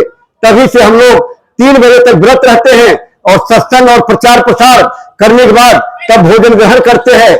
उसके 21 महीने तक गुरु महाराज का कोई सत्संग नहीं हुआ, किसी को नामदान नहीं मिला, और तमाम लोग हमारे प्रेमी उत्तर प्रदेश के जेल में गए, और हमारे कारधारी भाई कितने जेल में गए, कितने सादे हमारे अध्यक्ष जी जो दिल्ली प्रदेश के हैं, वो तो पढ़ते थे, उनको पता भी नहीं था उनके भाई नामदानी थे, फोटो भी नहीं देखा था कि ऐसे महात्मा कौन है जिनके लिए जेल में जा रहे हैं, वो भी जेल में चले गए। तो पहला सत्संग निकलने के बाद गुरु महाराज ने 12 वर्ष की जिला किया था और बोले जितने लोग जेल गए हो सबको आगे पेंशन मिलेगी। आज लोगों को 20,000 पेंशन मिलती है कि नहीं मिलती? भाई लोगों को पता होगा 20,000 रुपए पेंशन मिलती है। ये तो गुरु महाराज ने कहा। गुरु महाराज के लिए उन्होंने इतना किया, कोई 2 महीने 3 महीने जेल में काटे, बड़ी तकलीफें उठाई, लेकिन उसका कितना बड़ा गुरु महाराज ने फायदा किया। गुरु महाराज बोले बच्चा मैं आपका रखता नहीं हूं, आपका किसी का रखता नहीं, जो आप देते हो वो आपको ही वापिस कर देता हूं, ये तो आपके लिए करता हूं। तो समय का ध्यान रखना चाहिए। यही आपके नैनी साले का कार्यक्रम 11 दिन का गुरु महाराज ने अपने हाथ से सेवा लिखी थी। पूरे भारत में जहां गए सेवा लिखा, एक प्रेमी सेवा नहीं दे पाया। 11 दिन का कार्यक्रम था। कार्यक्रम के लास्ट वाले दिन गया और मिश्रा जी को साथ ले गया। गुरु महाराज को पैसा नहीं हुआ और चैन दिया सोने की, बोलिए सेवा में ले लीजिए। तो गुरु महाराज ने चैन को हाथ में ले लिया, ऐसे उछालते रहे। उछालते रहे। फिर बोले बच्चा इसका क्या करूं, इसका क्या करूं मैं? अरे ये तो मैंने कहा था तो काम में आ जाएगा तुम्हारे, और तुमने तब तो दिया नहीं, अब ये तो बेकार हो गई। उस समय चला गया और वो अपना चैन वापिस दे दिया। बोले ये नहीं, ये जो संकल्प होती महात्माओं की, उसमें हमारे लिए कितनी बरकत दया दुआ उसमें लगी होती है। इसलिए समय से सेवा देनी चाहिए, सेवा करनी चाहिए। गुरु महाराज ने कहा था बच्चा उस समय 1100 गाय बैल थे, यही गाय और बैल ये अंतिम जोनी है। गाय बच्ची के रूप में, बैल बच्चे के रूप में पैदा होते हैं, इनको काट दिया जाता है, मार दिया जाता है। तो आज देखो घर घर में झगड़ा, बहू आ गई तो धौस देने लगती है, ज्यादा बोलेगी ना चक्की पिसवा दूंगी कोर्ट में देने चल करके, और 90% मुकदमे चल रहे हैं, चले जाओ महिला कोर्ट में। क्यों? इसी तरह जब पैदा होते हैं। 1100 गाय थी, बैल थे। गुरु महाराज ने कहा ये मेरी प्यारी गौएं, अगर तुम नहीं दोगे तो मैं भीख मांग के खिलाऊंगा, लेकिन इनको छोड़ूंगा नहीं, मैं इनको बेचूंगा। अरे प्रेमी भाई बहनों, क्या हमारा बाप चला जाए तो क्या हमारे घर के जानवर मर जाए? क्या हमारी जिम्मेदारी नहीं बनती है कि उनको भोजन कराएं? हमारी आपकी जिम्मेदारी बनती है।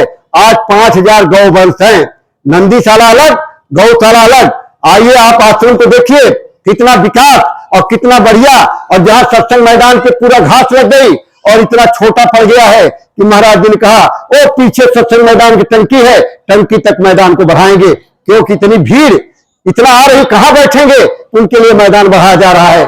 अरे प्रेमी भाई बहनों, आने वाला समय इतना खराब होगा कि आपको जय गुरुदेव नाम लेना ही पड़ेगा। ये नाम इतना काम करेगा कि आप परेशान हो जाओगे। इसलिए सभी लोगों से मेरी विनती और प्रार्थना है कि होली का निमंत्रण अभी से दे देता हूं, तैयारी कर लो कि 24 से और 26 और 23 मार्च को मुक्ति दिवस पहुंच जाओ मथुरा आश्रम पे। 23 मार्च को मुक्ति दिवस में भी मनाइए वहां भी, और अपने घर पे झंडा देखो, झंडा जरूर पहनाओ, दीवार पे जय गुरुदेव नाम लिखो, यही रक्षा करेगी। आपका कपड़ा, आपका टाट, आपका नीला पीला हरा गुलाबी, ये सब कोई काम नहीं करेगा। आपको कपड़ा पार कर देगा तो कपड़ा पार नहीं करेगा, करेगा आपका भजन, आपका गुरु का आदेश, आपकी भक्ति। भक्ति वो होती है जो गुरु का आदेश का पालन करते हो, और गुरु ने आदेश दिया है कि सत्संग सुनो और सेवा करो और भजन करो। ये कहा है, आप प्रपंचों में मत लगो। गुरु महाराज ने कहा मुझे देखो और अपने आप को देखो, तीसरे को बीच में मत लाना, नहीं तो फंस जाओगे। आप जानो आपका काम जाने। मैं तो एक असली बात जो थी आपके सामने रख दिया, क्योंकि मैं भी आपका ही भाई हूं, आप हमारे भाई हैं। वैसे आप हमारे कोई नहीं है, लेकिन संगत के नाते, गुरु के नाते, एक पिता के नाते हम सब गुरु भाई हैं। इसलिए गुरु के आदेश का पालन करो, गुरु की ओर निहारिए, और उनसे क्या काम और से क्या लेना देना है? अपने गुरु के आदेश को मानो। अगर आपके गुरु ने कहा है मथुरा छोड़ दो तो खूब छोड़ दो, चले जाइए। हम नहीं कहते आपको कि आप यहां जाओ वहां जाओ वहां आओ, कोई मतलब मेरा नहीं है। और दिल्ली में हम लोगों ने किसी को नहीं कहा कि आप यहां मत जाओ वहां मत जाओ। हमेशा मेरे अध्यक्ष और मैंने मन से यही कहा कि जिसकी जहां मर्जी वहां जाइए, लेकिन मैं मथुरा जाऊंगा क्योंकि गुरुद्वारा गुरु का मथुरा में है। अगर मथुरा वाले नरक ही ले जाएंगे तो नरक में जाने को तैयार हूं, लेकिन अपने गुरुद्वारे में तो रहूंगा। गुरुद्वारा छोड़ के तो नहीं जाऊंगा, तो गुरुद्वारा छोड़ के मत जाइए। अपने धनी के द्वार पे पड़े रहिए, धनी के द्वार पर रहेंगे।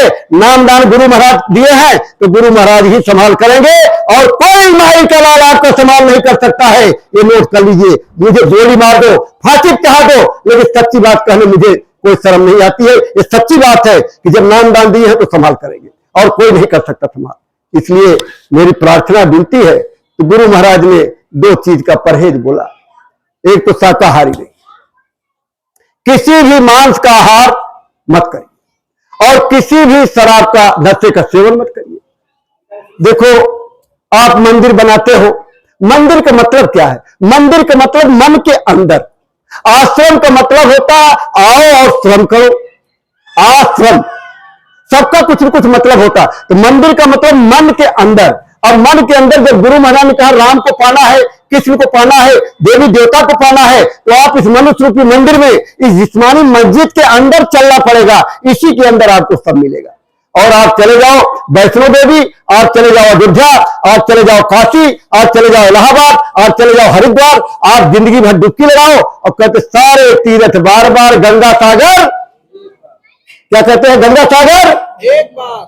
मैं कह रहा हूं तो 100 बार जाइए आप लोग, 100 बार जाइए फिर भी गंगा सागर से मुक्ति मोक्ष ही शरीर में बैठ करके जो गुरु महाराज ने रास्ता दिया, और जिसको नहीं मिला है वो भी आ जाओ।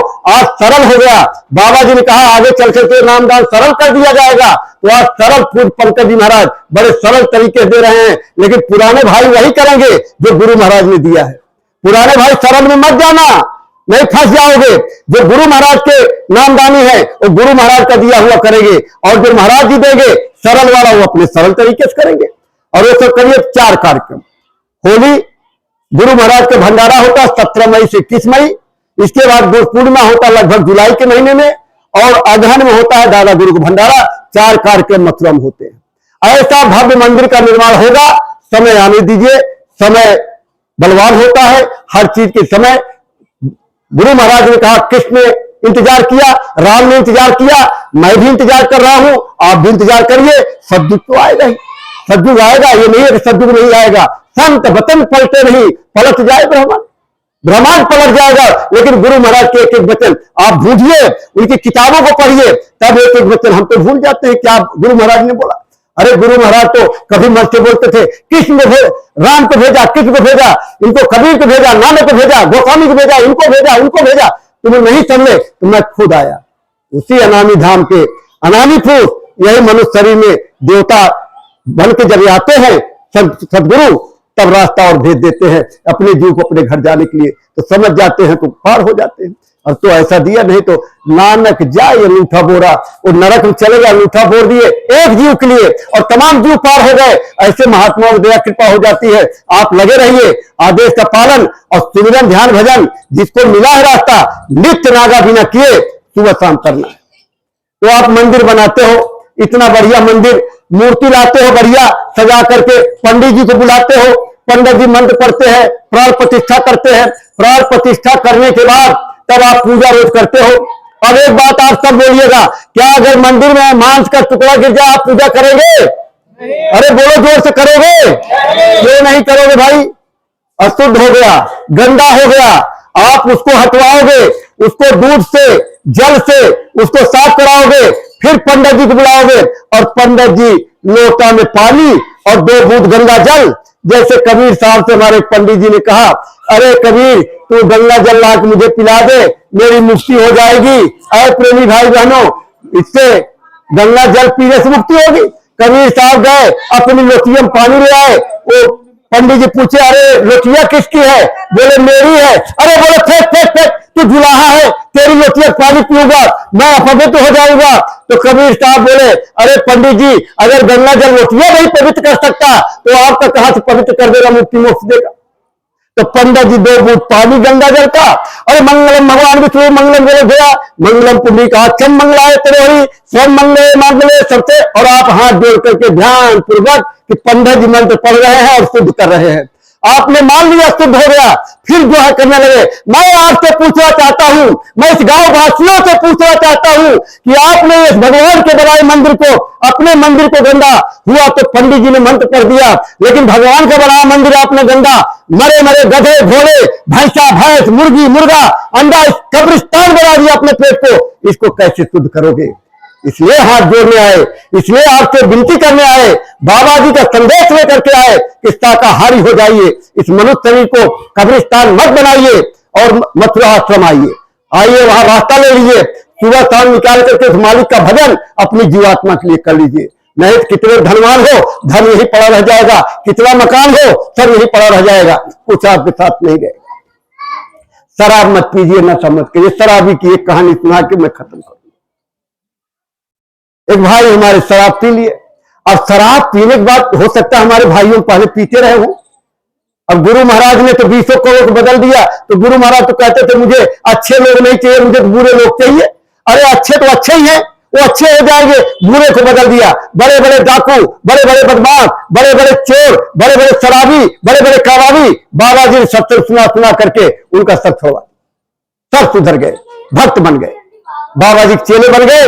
और झंडा और डंडा लेकर के, ये देखो भाई साहब हमारे ताज पहनते हैं, ताजधारियों से पूछिए कितना त्याग किया है, कितने लोग गालियां कितनी बातें कहते थे ताज पहनने वालों को। ये ताज, अरे ताज पे लोग पैर पहुंचते हैं, ताज पे कूड़ा करकट डालते हैं, धन उसमें हो, अनाज डालते हैं, वो टाट है। अब टोपी और जैकेट पहना दिया शाकाहारी का, ये शाकाहारी से परिवर्तन होगा। अगर लोग शाकाहारी नहीं हुए तो सफाया तो होगा। ये सोच लीजिए कि फिर कॉलोनी आ गई तो सफाया हो जाएगा, ये मांसखोरों का ज्यादा सफाया होगा। तो शराबी भाई जा रहे थे शराब पिए, जैसे अकबर और बीरबल जा रहे थे घोड़े पे, तो वहां से एक शराबी आ रहा था, बोला ये गधे क्या कीमत है? अब देखो घोड़े को गधा नजर आ रहा है। बात का इसको बंद करो, बंद करो इसको। बंद कर दिया। सवेरे बुला, बोले हाँ बता गधे की क्या कीमत है? अरे बोले सरकार वो तो व्यापारी रात ही चला गया, वो तो चला गया रात। तो वो शराबी जा रहा था, बेचारा गिर पड़ा नाली में, पर नाली में चला गया और ऐसे पड़ा हुआ है। कौन जो ही जाएगा कि शराबी जा रहा है। तो एक कुत्ता आया, कुत्ता बेचारा समझदार, वो देखा ये बेचारा पड़ा हुआ है तो सूंघने लगा। अब सूंघते सूंघते 2 चक्कर लगाया तो उसको कुछ बढ़िया नहीं लगा, उसको मुंह बढ़िया लगा। तब तक टांग उठा के सर से मारा, और मारा तो उसके मुंह में गया और वो भी जीभ निकाल के चाटने लगा।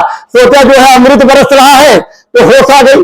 होश आके उठा, अभी घर चलूंगा, पकवान बना होगा, पकवान खाएंगे। और उधर बीवी बेचारी रोटी और चटनी बना करके रखी थी, बच्चों को खिला दिया। पतिदेव, ओ पतिदेव जो कभी कहे जाते थे कि पतिदेव आएंगे तो खाएंगे तो मैं भी खा लूंगी। तब मोबाइल नहीं होता था, अब तो मोबाइल के जमाना है। मोबाइल कर दिए, हेलो पप्पू गुल्ली, अरे भाई टाइम लग गई मेरी, तुम खा लेना मैं आके खा लूंगा। अब बेचारे 8:30 बजे 8:45 बजे घर पहुंचे और वहां पप्पू की मम्मी टीवी पे बैठी हुई है, वो हरियाणा वाली अम्मा और बहू का झगड़ा चल रहा था उसी में। अब आए हाथ पैर धो रहे, कहे पप्पू की मम्मी जल्दी खाना निकालो, बहुत भूख लगी है। कहे पप्पू पापा, अरे वही रसोईया में तो रखा है, ले लो, अगर एक चीज निकल गया तो मजा किरकिरा हो जाएगा। तब पहले ऐसा नहीं था, पहले पतिदेव खा लेते थे, बच जाता था खाती थी, नहीं हमारी बहनें माताएं भूखी सो जाती थी। ऐसा किसी जमाने में समय था। तो अब पतिदेव जी पहुंचे जी, अभी पकवान आएगा। अब पत्नी बेचारी रोटी और चटनी थाली में रख करके ले गई, सामने रख दिया। बोले ये क्या? बोले खाना। बोले खाना है, मारा लाते, थाली उधर गई, रोटी उधर गई। ये देश की लक्ष्मी कही जाने वाली हमारी माताएं बहनें रात को 12 बजे बेलन से पूजा शुरू हो गई। कौन सी पूजा? घस घस वाली। लगी चिल्लाने, बेचारी गाना गाएंगी क्या? गाना गाएगी जब बेलन पड़ेगा। अब लगी रोने तो बच्चे उठ गए, बच्चे बेचारे कोने में खतर गए, कहीं हमारे में बेलन लग जाए। पड़ोसी का वो शराबी आ गया, शराबी। इसलिए आपसे हाथ जोड़ने आए, प्रेमी भाई बहनों, कोई नशा मत करो। आपका पैसा खर्च होता है, आपका शरीर खराब होती है, आपका समाज खराब होता है, आपका घर बर्बाद होता है। इसलिए विनती करने आया कि कोई भी नशा मत करिए। और मथुरा का निमंत्रण देके जा रहा हूं, फिर कभी मौका मिलेगा तो हम आपके बीच में उपस्थित होंगे, क्योंकि हमारे ये महेश जी अपने दिल्ली में रहते थे। ये लोग काफी दिन से बड़े लोग साथ में रहे और बड़े दिनों से इनका प्रेम था भाई एक कार्यक्रम हो। तो समय नहीं लगता है, क्योंकि हमारे अध्यक्ष जी अब काफिला में रहने लगे रिटायर होने के बाद, और मैं भी रिटायर हो गया हूं, 14 में रिटायर हो गया। इसलिए गुरु महाराज के संदेश लेके चलते हैं। तो हम लोग, आप जानते हो, बहुत सत्संगी भाई बैठे हैं कि हम लोग चंदा चुटकी वाले तो है नहीं, न दक्षिणा वाले पंडित जी है कि अभी जागरण हो गया तो बंटवारा के लिए झगड़ा हो, यह बंटवारा से कोई लेना देना होता नहीं। तो भाई ये तो गुरु महाराज के दरबार की बात है। तो वहां गौओं के लिए आपकी प्रार्थना होगी और झोली जाएगी। आप कुछ डालेंगे तो डाल देना, गौओं के लिए चला जाएगा, नहीं तो प्रणाम कर लेना। कोई ये नहीं है आप तक नहीं उसमें डालना ही डालना है तो डालना, नहीं तो प्रणाम कर लीजिएगा। अनादर मत करना, थैली क्या। एक प्रार्थना होगी, सब लोग दोहराइएगा, फिर आरती होगी। आरती करके फिर भोजन प्रसाद की व्यवस्था। तो इन्होंने इस कार्यक्रम गए तो महाराज जी को बोल दिया कि महाराज जी से कि भाई अध्यक्ष जी तो आपके साथ हैं, तो इनको जो है भेज दीजिए।